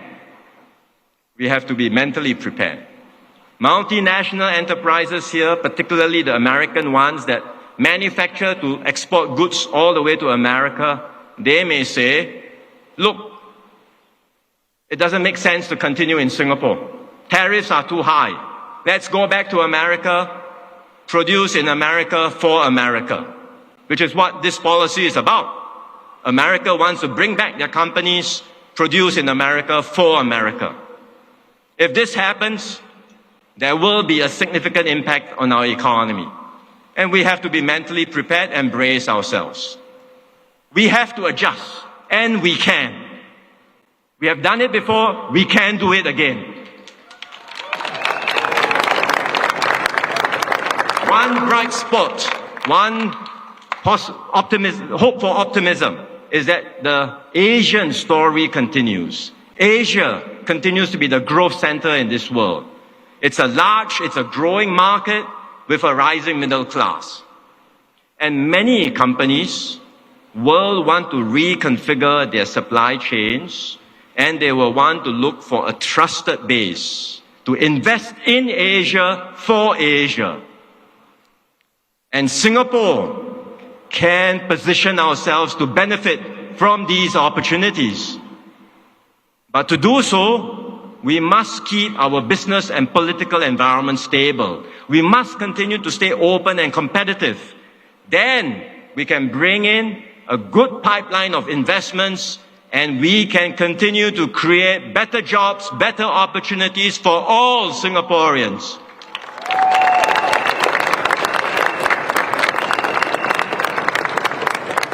Now, all this will require a major restructuring of the economy, which we will have to carefully manage. And that's why, again, we need experienced hands, we need capable people to help steer us through.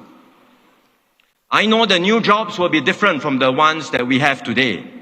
And so we will also invest significantly in Singaporeans to help you reskill, upskill, to help you prepare yourselves well for these new opportunities.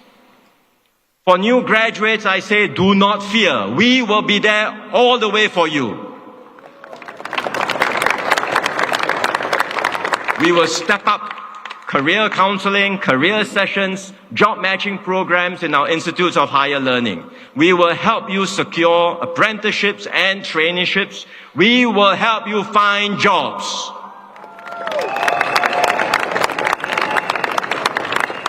For those who are already in the workforce, I say to you, we will give you a fresh and substantial injection of skills. This will help you stay competitive and relevant.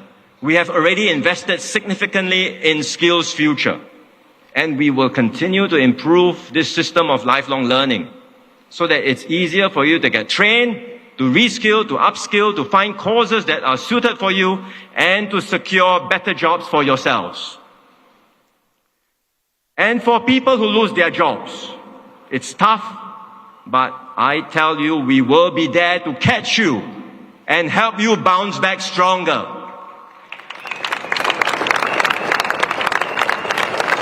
In fact, just a few weeks ago, we launched a new scheme. It's called the Job Seeker Support Scheme.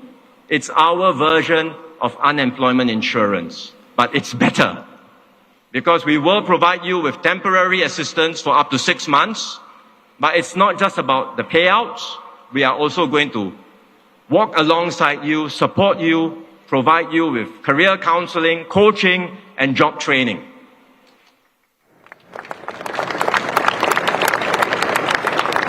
This scheme has just started. It's just as well we've done this now, because as we encounter more storms, more uncertainty, if there are more retrenchments, there will be a safety net to help you and support you. And we will learn from this experience as we roll out the scheme. We will continue to fine-tune it, improve it, and make sure that every Singaporean is well taken care of. These are the plans we will deliver for you in the coming term. When we promise, the PAP will deliver.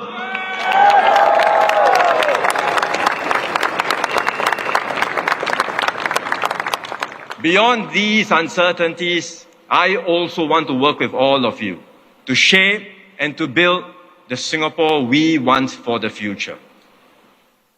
I know many Singaporeans, even our fiercest critics, even those in the opposition, will acknowledge that what we have here in Singapore is not bad. If you compare 60 years ago and now, living standards have gone up across the board. We have succeeded beyond our wildest dreams. But I know many people also say life feels like a pressure cooker. You're concerned about the intense competition and stresses faced by your children. You worry that your children may not flourish and thrive in such an environment. I hear you. I understand these concerns. It's a big challenge and there are no easy answers. We are a little red dot. We have to work hard, we have to stay competitive, and we have to move forward. No one owes us a living. We have to secure a better living by ourselves. But if we push too hard, we end up overworked, overstressed, and everyone is unhappy. That's not a good outcome. So we must find a better balance. A better balance where we work hard to secure our living, but we also have space. Space to breathe, space to dream, and space to live our lives to the fullest. I believe we can make this happen. That's the new Singapore dream we must create together. And that's why over the past year I've been busy making changes. You've seen them, we've announced them, we've been reforming education. No more streaming. We have changed PSLE scoring. We have revamped the GEP, the Gifted Education Program. We have enhanced parental leave, now up to 30 weeks or 7.5 months for parents to spend time with their newborns.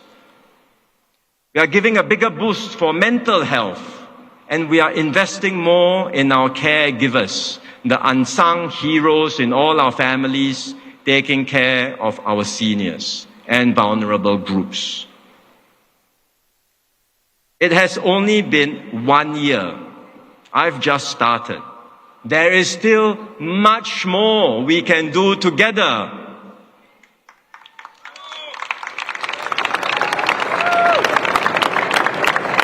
And importantly, all these things didn't happen because of more opposition voices. These are the results of a PAP that listens, that learns, and acts for you. These are the results of a PAP that will always put you at the center of everything we do.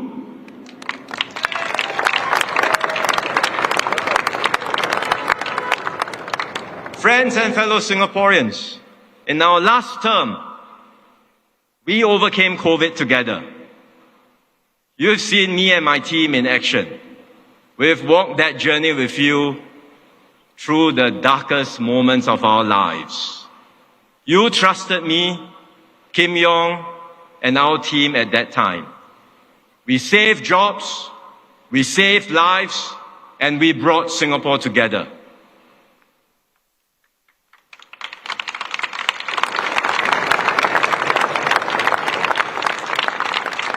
I still remember going to Changi Airport at that time. It was like a ghost town. It was scary. Nothing in Changi Airport. Earlier this year, traffic in Changi Airport has already bounced back to pre-COVID levels.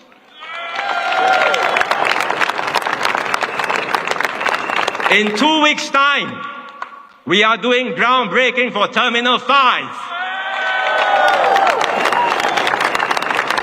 That is what the PAP will do for you, with you, and for Singapore. Together, we have overcome, and we will do so again.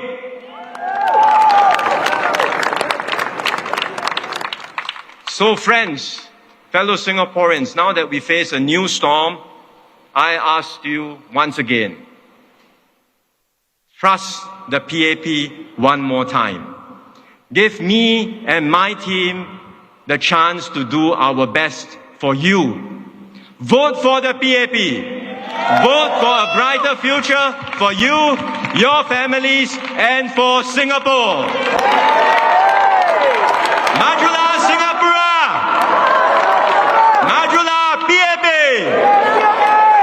Thank you very much. Thank you, everyone. Now, may I invite all comrades to move to the front of the rostrum and join us for our party cheer. Now, everyone, repeat after us. Majulah Singapura! Majulah Singapura! Majulah PAP! Majulah PAP! Majulah Singapura! Majulah Singapura! Majulah PAP! Majulah PAP! Majulah Singapura! Majulah Singapura! Majulah PAP! Majulah PAP! Thank you.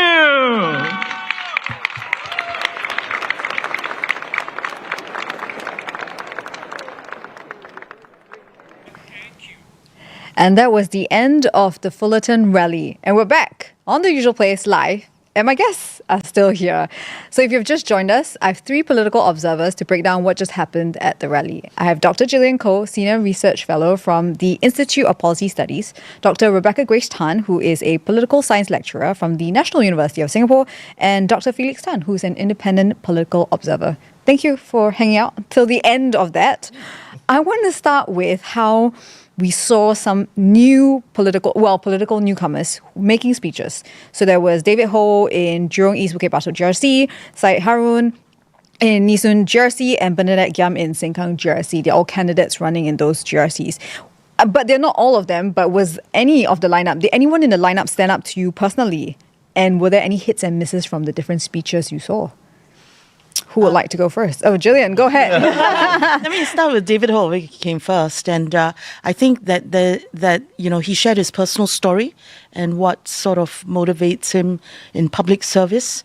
I think there's nothing to deny him and the newcomers when they talk about their biographies. I mean, it's authentic, so we cannot sort of question that.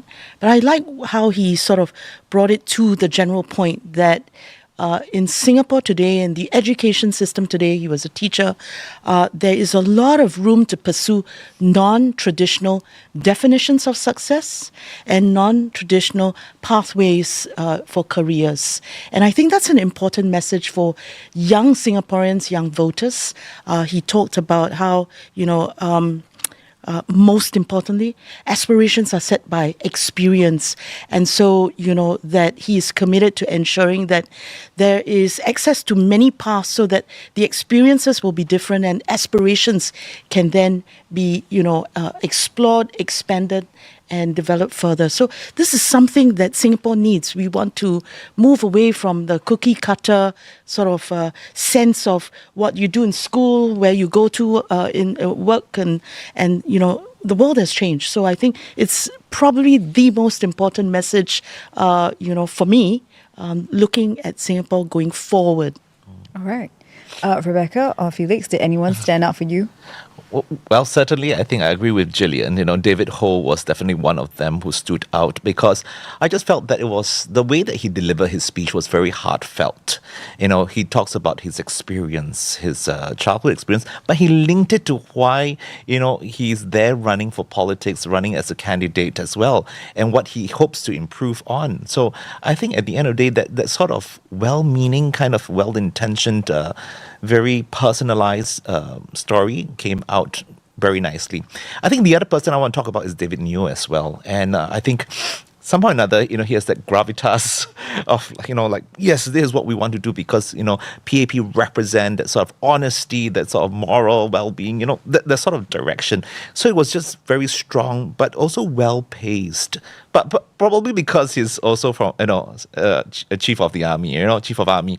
And so, coming through with that sort of experience, it's I think a lot of people can probably feel it and associate it with, yeah. Mm-hmm. I think for me, the ones that stuck out, I think is probably a personal inclination, I think, as well, was actually the stuff on the parental leave. So people like Bernadette Yam talking about that and the kind of leveraging on the sort of recent slew of changes to parental leave and paternal leave and so forth. And I think that's, I thought it was particularly good because I think it appeals or plays into probably who the audience is in the Fullerton area. You probably have, I didn't know who was there exactly, but younger workers concerned about, pressures on, having children. Like there's all this pressure on bringing up the fertility rate as a way of kind of dealing with, concerns over immigration, dealing with the labor force. And so this kind of move towards a greater parental leave and so forth, I think it was a good approach. So it was not too generic, but obviously played into some of the concerns that the audience would have, or that many Singaporeans have, but particularly younger workers would have about, because they need parental leave, right? If you're not working or you're not a parent, then that's not so much concern. But working parents would have particularly the concerns surrounding things like parental leave and paternity leave, yeah. Can I do a riff on that? Because, yeah, of course. Go for it. Not just Bernadette Giam was featured, yeah, but also Mr. Jagesh Tawaran. Yeah. And here you have two new faces, but in, opposition held wards for the PAP, and that, Secretary General Wong sought fit to really give them time. That is something of note. That there is that desire to really put the best foot forward in those opposition held wards, whereas he could have featured very, very many more newcomers. So I think that's an important message to send probably to his party, but, also, to voters across Singapore, but especially in the opposition held wards. Okay.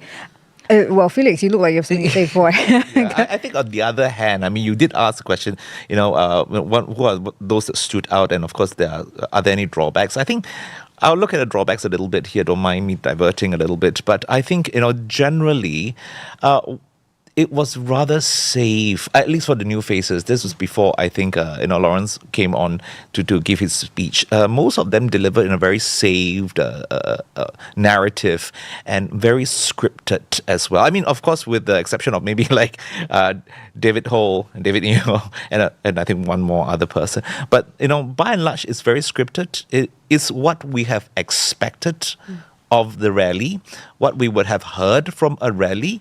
And so it became something of what more can I take out of this rally that will surprise me or that will have an effect on me in my voting on the 3rd of May?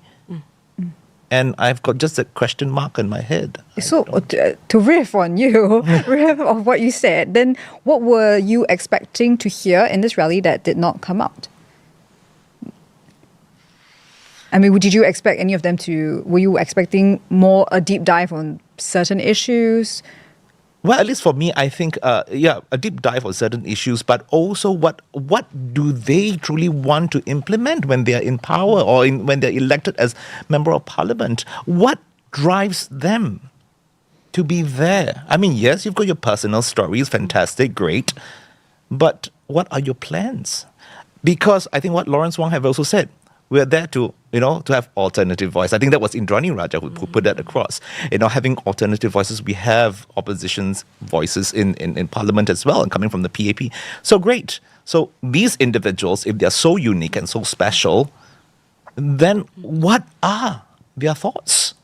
Are they just another cut from the same cloth kind of persona because they sure look like one? Well, sorry. Yeah, go ahead. I think we were talking about this while we were watching the rally, and one of the complaints or one of the concerns that people have been having was when we look at the manifesto.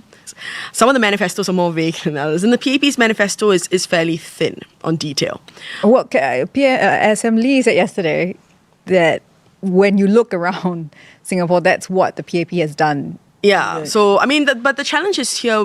While we are obviously assessing past success, and we also want to recognize, and the PAP itself has acknowledged, right, that there have been missteps, and there are people, and there are many voters who are concerned about, the present, living situation, cost of living, and so forth, right? And so, simply saying we're going to continue more of the same, and basically say we'll continue workfare, we'll continue with, all these policies. I mean, firstly assumes that people agree that the policies work well.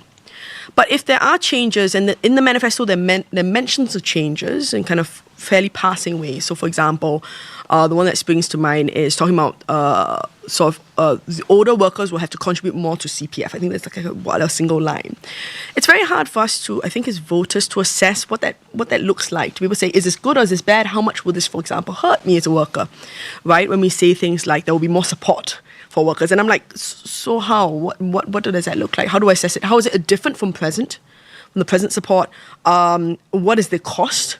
Right? And I think this is so. I thought it was interesting that Lawrence Wong, for example, talks about let's talk about inflation rates, let's talk about minimum wage and the specifics, and he's able to cite the specifics of the various opposition parties' politics because they have been specific, right? So I can say we know what the specifics are of X, Y, and Z party when it comes to minimum wage, or how much they're planning to put, for example, a levy on EP holders. Now, that obviously comes that is then used against them. But it's also, as voters, as a voter, I'm able to say, I can weigh up the policy positions and say, what is the cost going to be for me as a voter?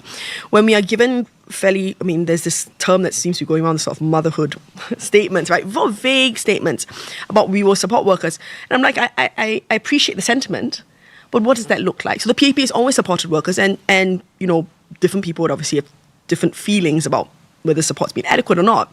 But what does that look like for looking forward? So looking at track records, well and good, but that doesn't address forward-looking voters who want to say, now, when you are voted in and you are asking for a huge mandate to get us through this crisis, what does that look like in practice? Simply saying they're experienced people to guide us through practice doesn't tell us which direction we're going to be going for me to assess that, even if you have the experience that it is a direction I want us as a nation or me as an individual to go down on. I think that's where it's hard to kind of make the assessment, because I don't have the policy details to be able to say, are we continuing on the same path? Are we tweaking it? And if we are tweaking it, what is the extent of that tweak? I get that they can't predict everything. That's the reality. You can't predict what tariffs will be like, in a week's time or 2 weeks' time, and that, there may be changes. But when we look at the specifics of, say, and when the opposition's policy specifics are used against them, we are also saying, then what is the PAP's specifics then? If we want to say the minimum wage is not like that, we don't want a minimum wage this amount, it will be hurt inflation, then the progressive wage model, is it continuing as we go? Are we going to keep expanding it, right? If there have been criticisms of the PWM, then where would you reform it? And that's where we're not sure whether any tweaks or changes are unclear, I think, at this moment. Gillian, I want to let you wrap up this question about what did you make? I think the key rebuttals were left to first Indrani Raja, who went first, and then, PM Lawrence Wong.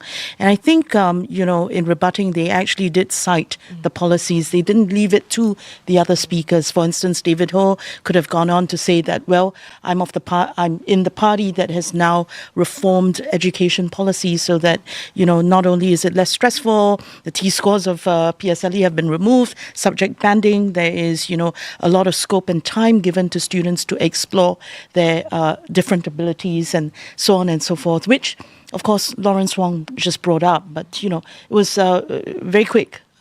So I think the dossier on the part of the PAP probably is there, and maybe they're assuming that, voters have been tuning in these past 5 years or 4 3/4 of a year or whatever it is. And so some of these things bear repeating.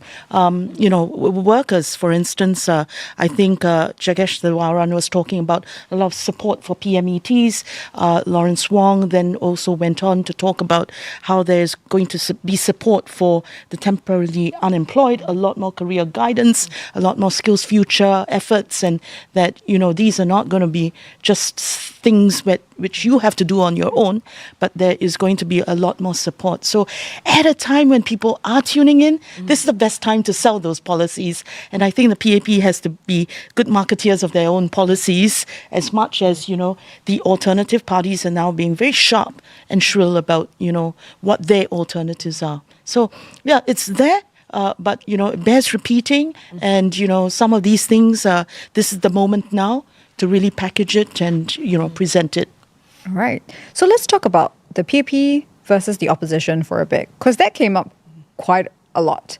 Miss Indrani Raja, who's the Minister in the Prime Minister's office, she actually talked about Singaporeans voting for the opposition, and she said that the PAP government's actually made provisions to have opposition presence in Parliament. And then we have PM Wong, who also talked about how the vote of the opposition is not a free vote for alternative voices, right? So, and I think his point is that there will be a cost. It will weaken his government, which he did mention as well. But it is an argument that the PAP has made before. But before I ask you about it, let's have a listen to what he said earlier today.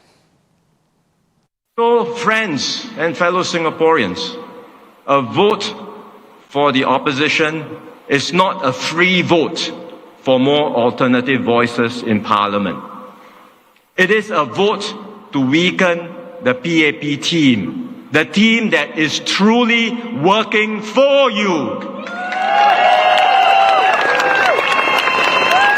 It will weaken me and my team.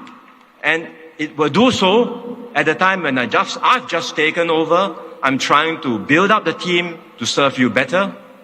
It will weaken us at the time when our country is facing real and serious challenges. So I say to all Singaporeans, please consider carefully.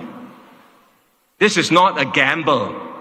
This is your family, your future, our Singapore. That was a bit of an LKY. He was channeling LKY a little bit there.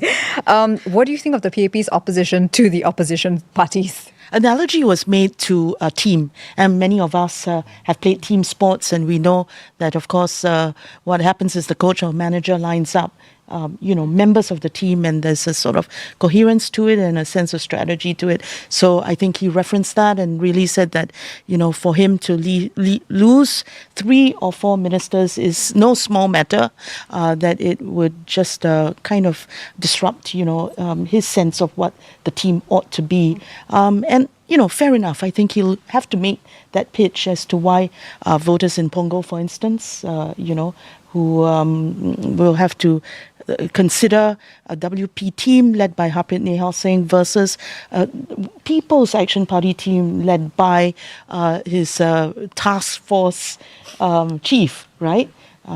Deputy Prime Minister Gan Kim Yong. That is going to matter. So I think it's fair enough that he would make that pitch, and I think it's a response and a rebuttal to why it would not matter not to have a certain minister brought back. So I think best argument that he can make. Yeah, I think when it comes to team effort, I think in all sense of his presentation there, it was made in good faith, right? But when you have worked in a team, there's no guarantee that everyone is going to work together. That's one. And secondly, it becomes an echo chamber, and that's a fear as well. Because once you have an echo chamber, then everyone seems to agree with everything. Then where is the alternative voice? So I think, and let's go back to my earlier statement when I just say that those new faces, they should have come up to really not critique the PAP. What I'm just saying is to offer suggestions, concrete suggestions on what policies would they want to implement, what drives them, So if you're a team player, then you voice your concerns, to your coach and tell them, I have concerns, and perhaps we can do something in a different direction. So if you become the same as everyone else, then where is the difference? How are we going to improve the team? So if we go back to the COVID task force, it worked well perfectly as a team, and I think I've got to give them credit when credit's due. It was a fantastic team. They were all fantastic team players. But there were also, like what Lawrence Wong said, there were also times where it wasn't that successful as well. They were still managing the whole thing. But what about other voices, when they have, new information, to question this to see whether it works or not? I think that is also very important. So a team is not static, it's not monolithic and just say, they all work together. Great if they can work well together, but not all teams can always work well together. I think to continue the kind of analogy of a team, or the language of teams, Lawrence Wong's framing of teams is basically a cabinet team. Right? So we think of government as, obviously, these are the ministers, the people who are kind of the most senior within Parliament. But what the challenge here is that as voters are not just thinking about cabinet ministers when they're voting, right? Well, they're voting in the team to represent them in Parliament, right? Who best represents your interests, not just in who's going to head which ministry, but who's going to be my voice in Parliament. And so the challenge here is that you're juggling different conceptions of team here. The Workers' Party uses a different idea of team when they say, at the end of the day, to kind of go on Felix's point, right? If we think about team as the whole Parliament is there to debate and come up with the best policies possible, right? To discuss and say, I think you may put forward this policy, I disagree with this element of this policy, maybe it's the wrong approach, whatever. That's part of teamwork, right? When we come up with a team, like the output of a team is part of the usefulness of this process is to have that diversity. And so the Workers' Party is saying we are part of the Singaporean team. We may not be the PAP's team, but we are part of the Singaporean team. And having that diversity is part of that teamwork too. And I think there's sometimes a tendency to imagine that, cabinet has to be, cabinet in this case will always be homogenous because it's unlikely the PAP will have to form a coalition government. But we also are thinking about that policies are more than just about the implementation of policies or having, the expert to decide what our response is towards, say, Trump, and having this single expert, for example, Mr. Giam Kim Yong, as opposed to a range of voices in Parliament debating those issues on a policy issue. Well, I think when PM Lawrence Wong shared how his engagement with other powers, and Goh Han Yen shared the engagement with businesses, international businesses, I think we are given an insight as to why this is a critical factor. Is this for real that, when Team Singapore engages with other countries and business leaders, what do they view us as? How do they view it? So just take that outsider in perspective and kind of figure out why a strong mandate is needed, what a team of, within cabinet, but also in Parliament and, Singapore is needed. And the idea of business and political stability, how does it play out when people from the outside in come and look at Singapore and wonder whether they can believe that there would be some predictability, stability, so that they can put their bets here. And I think the appeal was to consider how that's a harder thing to do. And so what is it that, we want to put forward? What's our value proposition as we, go out as Team Singapore to international powers when, now might is right? And business leaders, even in good times, are going, why do I have to take a second look? Although, of course, PM cited there is a bright spot, which is that we are in Asia, and this is where it's at. People may want to locate in Asia to serve Asia. So I want to quickly go back to someone that Rebecca mentioned, which was DPM Gan Kim Yong. He called Dr. Gan, he said that DPM Gan was actually a task force man during COVID, right? That was a nickname that he earned. But it's actually not the first time he's raised Mr. Gan's name, during a rally. Why do you think he keeps, mentioning Mr. Gan? Is this a sign that they think perhaps that Punggol GRC will be closed? And in his speech, he also said, I need my ministers to run the government. Well, I think he's just trying to reinforce the fact that, Mr. Gan is really, or was his, and is still actually his second-hand man, because right-hand man, because not just as a DPM as well, but also in the COVID task force, they work well, so well together. It's like having a best buddy in a team. And then, your best buddy is always going to be, at the back, supporting you. And that's what Gan Kim Yong is about. And he really wants to keep him there. And I think the way that he put it across, as a task, task person kind of thing, really reinforces that point as well. So I think he really wants to really wants something, that can work well, that he can have a strong team to work with, and not trying to go and relook again for, and, rebuild another team from scratch. Okay. The other big theme that came up was cost of living. It's not just at this rally, it's been throughout the whole campaign season. And one thing that has come up in particular about cost of living is the GST and the GST hike. So before we get to the question, let's go back to rally and hear what PM Wong had to say. The opposition says all these cost pressures, blame the government, blame the GST. But look, inflation here was largely imported. It's due to conflicts and wars overseas, due to global supply chains disruptions. And you can look around you. Countries everywhere are experiencing this too. It's not a Singapore phenomenon. We've dealt with this imported inflation through sound monetary policies. And it's working because inflation here has been coming down faster than in many other places. The GST increase was accompanied by enhancements to permanent GST vouchers, which we give out to lower and middle income households. Because of these vouchers, lower and middle income households pay less than the headline rate of 9% GST. Who pays the full rate? 3 groups: foreigners, tourists, and higher income families. The opposition wants these 3 groups to pay a lower rate. Would you? I wouldn't.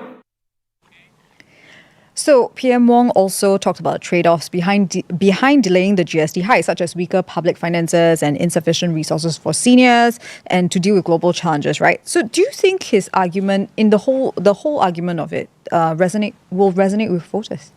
I think it's complicated. So, as I said just now, when voters and Singaporeans are tuning in, now's the time to kind of spell that out again, put your case forward and repeat and explain further.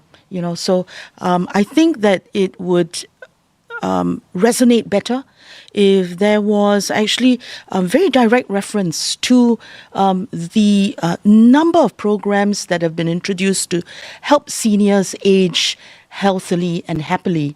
Health ESG is a preventative health program. Age Well Singapore is now being rolled out.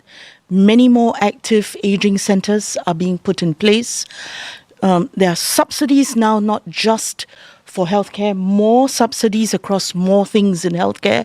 But one example would be that home care is subsidised. And that's been a decision taken recently as well. So I think you need to kind of join the dots a little bit better, right down to, the doorstep of every household. How has this GST translated to lighter costs when it comes to healthcare, lighter costs when it comes to seniors? I think, that if you had the time and now you have the attention, why not spell it out more closely and join the dots from GST to national programs to, really household finances when it comes to caring for the seniors in our family. Of course, subsidies, more subsidies for caregiving as well. So, I would say it would resonate even better if, this could be explained now that the attention is on it. Rebecca, Felix, agree or disagree with Gillian? I think I agree with Gillian. As in, I agree that there are lots of policies that needed more discussion. I think the challenge is that the argument that is forward about GST was that it was bad timing. And that is not always addressed. We don't see that being addressed in the rally speech, which is the challenge. It's almost a tacit recognition that it was bad timing because they recognize that there was inflation. That's exactly what we just saw in that clip, right? PM Wong says, we recognize there was inflation. This was not our fault, basically. So he says it's not our fault. It's global inflation. The charge about GST was that it was bad timing and turbocharged inflation. So there was already a bad situation, and it worsened an already bad situation. So people are already feeling the pinch. Of course, there are policies that you need to justify raising revenue for, right? And these are policies that are projected to increase revenue in 2026 and so forth. And so that's the argument that's made, is that it's not a question of whether you should raise GST, but when you should do that. That was one thing that I don't think we've been kind of dancing around the issue here. And the response has been, we recognize we recognize it was not great. People felt upset about it. People faced a greater pinch. And so here are the vouchers. And the challenge is that there's a bit of a disconnect, or there's a cognitive dissonance here, because on one hand, you're telling me that GST is not that painful. Right? That's why we can justify raising it, right? In the end, we can raise it. But at the same time, we recognize that it is painful, so here are the vouchers. So is it painful or is it not? Because it's not entirely clear to me, like, which one we're conceding. I get, maybe he's just saying maybe it's temporarily painful. So, we're going to give you a CDC voucher to tide you over until maybe inflation drops again. I think the PM addressed that in his speech just now, and he said that if it had not been done, we'd have even less resources than we have today in order to address, the stormy weather that is coming up. And also when the alternative parties bring up the fact of the surpluses, it comes on the back of corporate tax, more collection, but certainly also on the fact that the GST is there. Granted, it is overall a progressive system because, as he also explained, that the vouchers are given not just to lower working class people, but also middle class. So there's that. But I think we have to be myself wary that the alternative parties start from where there are surpluses and they came about from that. So you have to kind of square it up a little bit. I mean, it's just an occupational hazard. I try to do this in my brain, and so I think he did address that, and he sort of put that in place. And so we have to acknowledge that. Yeah, I do agree with what Gillian has said also. Well, some of the other opposition parties, some have said that we should touch our reserves, and I was shocked and horrified to hear that, because no, it's for a rainy day, and we don't want every time there is an issue we will touch the reserve just for that. It's also a balance between structural support, ongoing support, recurring support. And so if you look at the Ministry of Finance's website, you'll be able to see how, social spending has really gone significantly higher because that's structural and recurring. Whereas, the use of reserves would be an injection for really, as you said, a very, very severe storm, which, I think the government has said it's not going to be beyond it doing that. Right? Yeah. And just to add to what Rebecca also mentioned about, I do agree with what you said earlier on, that, is the GST a necessity? Yes. Because at some point, we've been talking about it for years, and it's finally come to fruition. Well, unfortunate or fortunate, depending on who you are with, your businesses or you're with day-to-day people. So I think the problem over here is, like what you mentioned, staggering it. Because do you want to, at this point in time, again, it came at the wrong time, wrong place perhaps, and it just came at one shot, and everything, there was a stark increase in everything, almost services, and I think there was some arguments that, why is this particular item GST, there's a 9% charge to it. It's not a service per se. And why is there a 9%? Oh, because, inflation. So again, there are people who use that as an excuse. But I think, at the end of the day, if you ask the ordinary voters, ordinary voters out there, the residents, Singaporeans, it's not who is being taxed or where you're getting the money from, tourists or whatever. But the thing is that we are going through our daily lives. It's a lived experience for every single one of us, every single day. When I eat, when I buy things, when I have to go and watch a show, there's a 9% GST. And that hurts. But I guess, so that hurts, but then you take another step, you go, this is part of a redistributive system so that the people who need it most will get the support that they need. So, something to bear in mind: for every dollar that is taxed from people at the bottom 20%, they get $4 of support more. For the middle 20%, for every dollar they, afford in terms of tax, they get $2 more. So I think that's, something to bear in mind, because you're getting the returns through subsidized education, better quality, subsidized healthcare, more subsidies, support for the seniors. And we have seniors, by golly, we're not sure, how we can take care of them, but it's good to know that there is that safety net from the government. So it's just taking a step back and go, well, actually prices for educating my child, for healthcare, for taking care of Amma would be much higher if not for me putting in a little bit and everybody having skin in the game, so to speak. I guess the question is also talking about timing, right? When we think about the nuance of GST, it's not just a matter of timing. And this is where some of the alternative proposals regarding GST are, which is that GST, and this happens in a lot of countries, right, where GST is differentiated based upon whether something is an essential good or not. And this is where I think this whole idea of we give a handout, because GST affects different classes of consumers differently, right? So as a tourist, right? So, PM Wong talks about, tourists give a lot. But tourists are not buying essential goods, right? They're not going to supermarkets and buying rice. They're going to eat in restaurants and so forth. And this would obviously be subject to, let's say, a 9% GST rate. Or if you were to then remove GST for essential goods, right? I want to buy, a bottle of detergent or whatever in the supermarket, then that would be, in lots of countries, this is how it's implemented. And I think that's the big thing, right? Is that GST, the marginal effect, right? We're not just talking about the total effect of what we spend, right? But the marginal effect upon the middle class or the sandwich class that doesn't always qualify for the government subsidies, right? They might qualify for some, for example, preschool subsidies, but not the full amount. So they're still spending, $400 or $500 a month, right? And then on that, you add an additional expense. Every time they go to the supermarket, here's another expense, right? Because you're buying all these essentials that you can't, you can't stop buying diapers or whatever, right? So these are things you can't escape from. And the price is already going up, right? So remember that there's this global inflation going up. And so the essential goods that you're buying are already going up. And all of a sudden you've got another 2%. And I think that's what it is. People are not saying, I don't want to pay on going to a restaurant. I mean, of course we pay cheaper prices, everybody's not going to be happier. But I think a lot of it is the everyday spending, right? Whether it is, going to the supermarket, buy your stuff, right? Things like that. And that's where I think that the challenge lies, right? When we think about a taxation system, it's not just 9% for everything, right? When does that happen? Are there different ways in which we can differentiate between different kinds of goods, essential, non-essential? Of course, we're going to quibble over the specifics of what counts as essential, what's non-essential.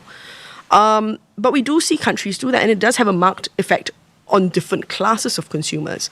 And I think that's where the pain point sometimes comes, because there is a sandwich class that is spending most of their salary on everyday essentials, is paying off a, HDB mortgage, right? And, paying for, preschool and all these things. And that's where the pinch really comes in when you suddenly have a, increase in GST, because they're not going to the theatre, they're not spending money on going to the cinemas and things like that. I mean, they might want to, but they don't always do that. And that's where the greater cost comes in. Since we're in the usual place and it's very, very chill, I'd love to ask, what kind of grade of rice would you consider essential? What do you eat? And when you go to a supermarket, what kind of rice do you eat? When you go to a supermarket? Oh dear. Oh dear. That's why might just mean the cheapest version available. Let's have a little quibble about what quality of rice would be essential quality, and and then having set that out, I mean, because three parties have put forward this idea of zero rating on essentials. Yeah. First, as you said rightly so, there is a quibble about what are essentials and what grades of what. What types of milk powder, what diapers would be essential, and secondly, then while the one alternative party says we have AI, this can help, we have technology, we can change prices and all that, but you just have to imagine the transactional costs at the business, at the point of business for businesses. And so would it be easier if I do actually give you a voucher, which you can then decide on what to spend on, which is, for certain different households, a tiered amount that you would get back, for instance, and then you have the agency and choice to decide what exactly you want to kind of spend on to make up for the fact of the 2%. So I think even if you ask Singaporeans, they'll be like, wow, very complicated, very tiring, very tiresome, today buy this or buy that or whatever. So here's the amount of money. More importantly, when you give out the vouchers, they need to be spent among local businesses. And so for businesses themselves, it is actually a multiplier effect for them as well. So I don't know. I mean, we can... Yeah. Since it's a chill place. It's a chill. I totally didn't expect that you would ask me what grade of rice I ate. I was like, wait, what? What grade of milk powder? And then you only zero rate a very bland, plain vanilla brand. And then people say, I resent that you are not zero rating a different kind of milk powder that is enhanced. What are you saying about how I should bring up my baby? I think we'll just be in those endless debates. I'm so scared because actually I hate to debate. Okay, at the end of the day, just going to add, GST is a necessary evil. People will hate it. Some will. And it's not the only form of tax. Correct. Yeah. There's corporate tax. There's wealth tax. I mean, luxury taxes. Which are very, very high. There was an increase in the marginal tax rate for the people at the higher income level. And so really this is sort of, I think the classic is as I said, the former Minister of Financing, everybody has skin in the game, but we're tilting the playing field towards those who need it most, and keeping it simple so that we are not trapped in endless debates. It's slightly easier because there's the rest of life to live, right? All right. I want to end off on this question and let the people who are watching us get back to work, because this is a very intense debate. Okay, so PM Wong actually said that this was going to be a tough election, and it has already proven to be so. And he also asked for a clear mandate for him and his team, because with a weakened mandate, some will be tempted to push Singapore around, right?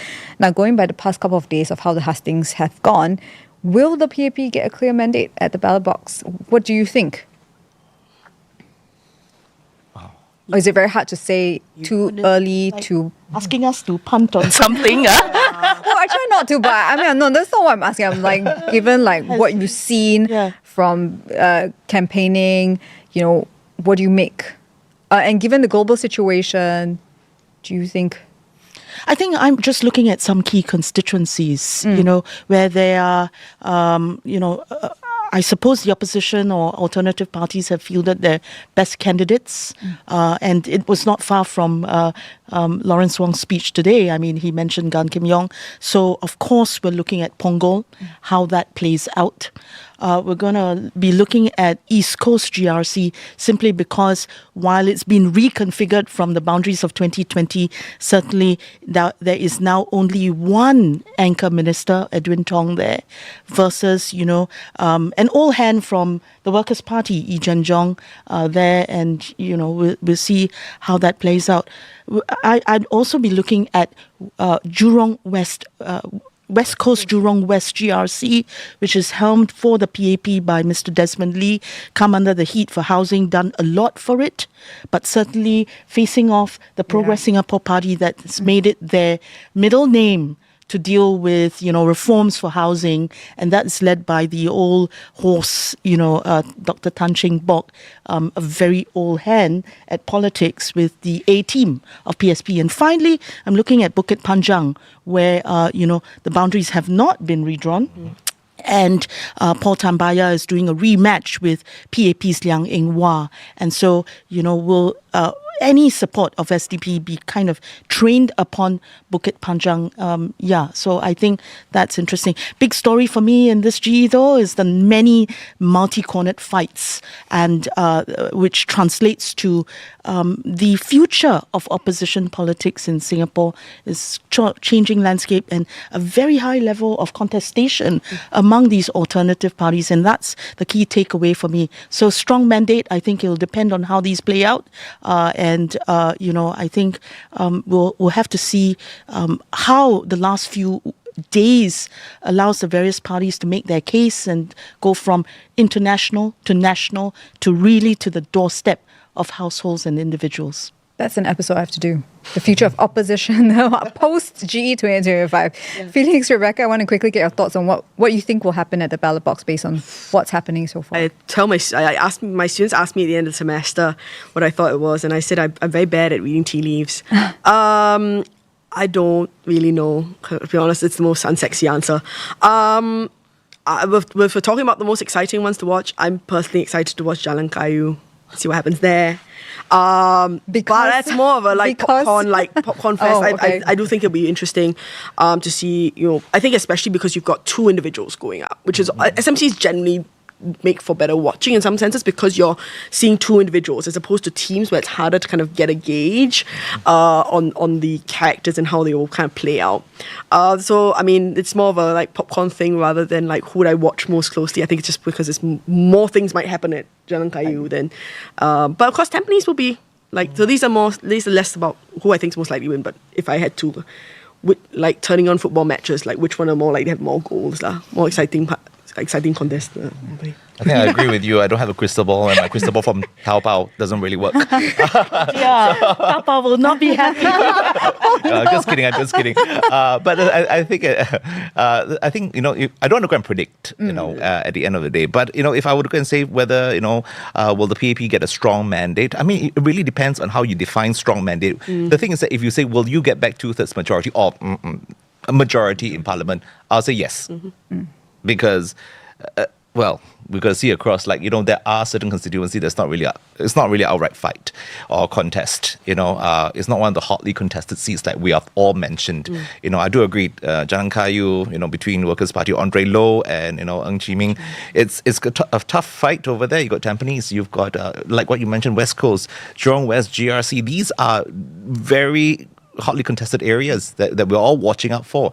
So if you just look at these areas, then what about the others? So the others will go back to the incumbent. So if it goes back to the incumbent, there you go. The PAP has won. And it is not out of 97 seats, it's out of 92 seats. So you already got 5 seats in the bag. Well, all thanks to a walkover. But you already have that. I'm not saying that that's a majority or a super majority, but you've got 5 seats free for you, So will it win? Yeah, it will. But I think what they might be concerned about is what's the percentage of votes? What is it going to translate? Because what we saw in 2020, the pandemic had no effect. In fact, it dipped in terms of the votes, while the PAP still get 2/3 majority, in Parliament, number of seats. And so, will it dip below the 61% mark, or will it go up? And does it going up? How much is up? Then would that consider as a stronger mandate? If it dipped to 55%, for example, I'm not saying that it will, but or it may. But the thing is that if it dipped, does that mean that they have lost a strong mandate? I don't think so, because if we all look at the numbers of seats in Parliament, the PAP likely will get a majority. All right. And on that note, Thank you very much for sharing your thoughts. It was fun. About the... serious. Yes. It was my first time watching it as a group. Did we make a good team? Well, it was good to hear all your very different views on different things, from GST hike to, opposition in Parliament. So thank you very much, Felix, Rebecca and Gillian, for being here and dissecting the whole rally with me. Now, tomorrow is already day 7 of GE 2025. More rallies, more walkabouts, and of course, more guests dropping by the usual place. So I'll catch you tomorrow, live at noon, right here on the Straits Times podcast channel. See you!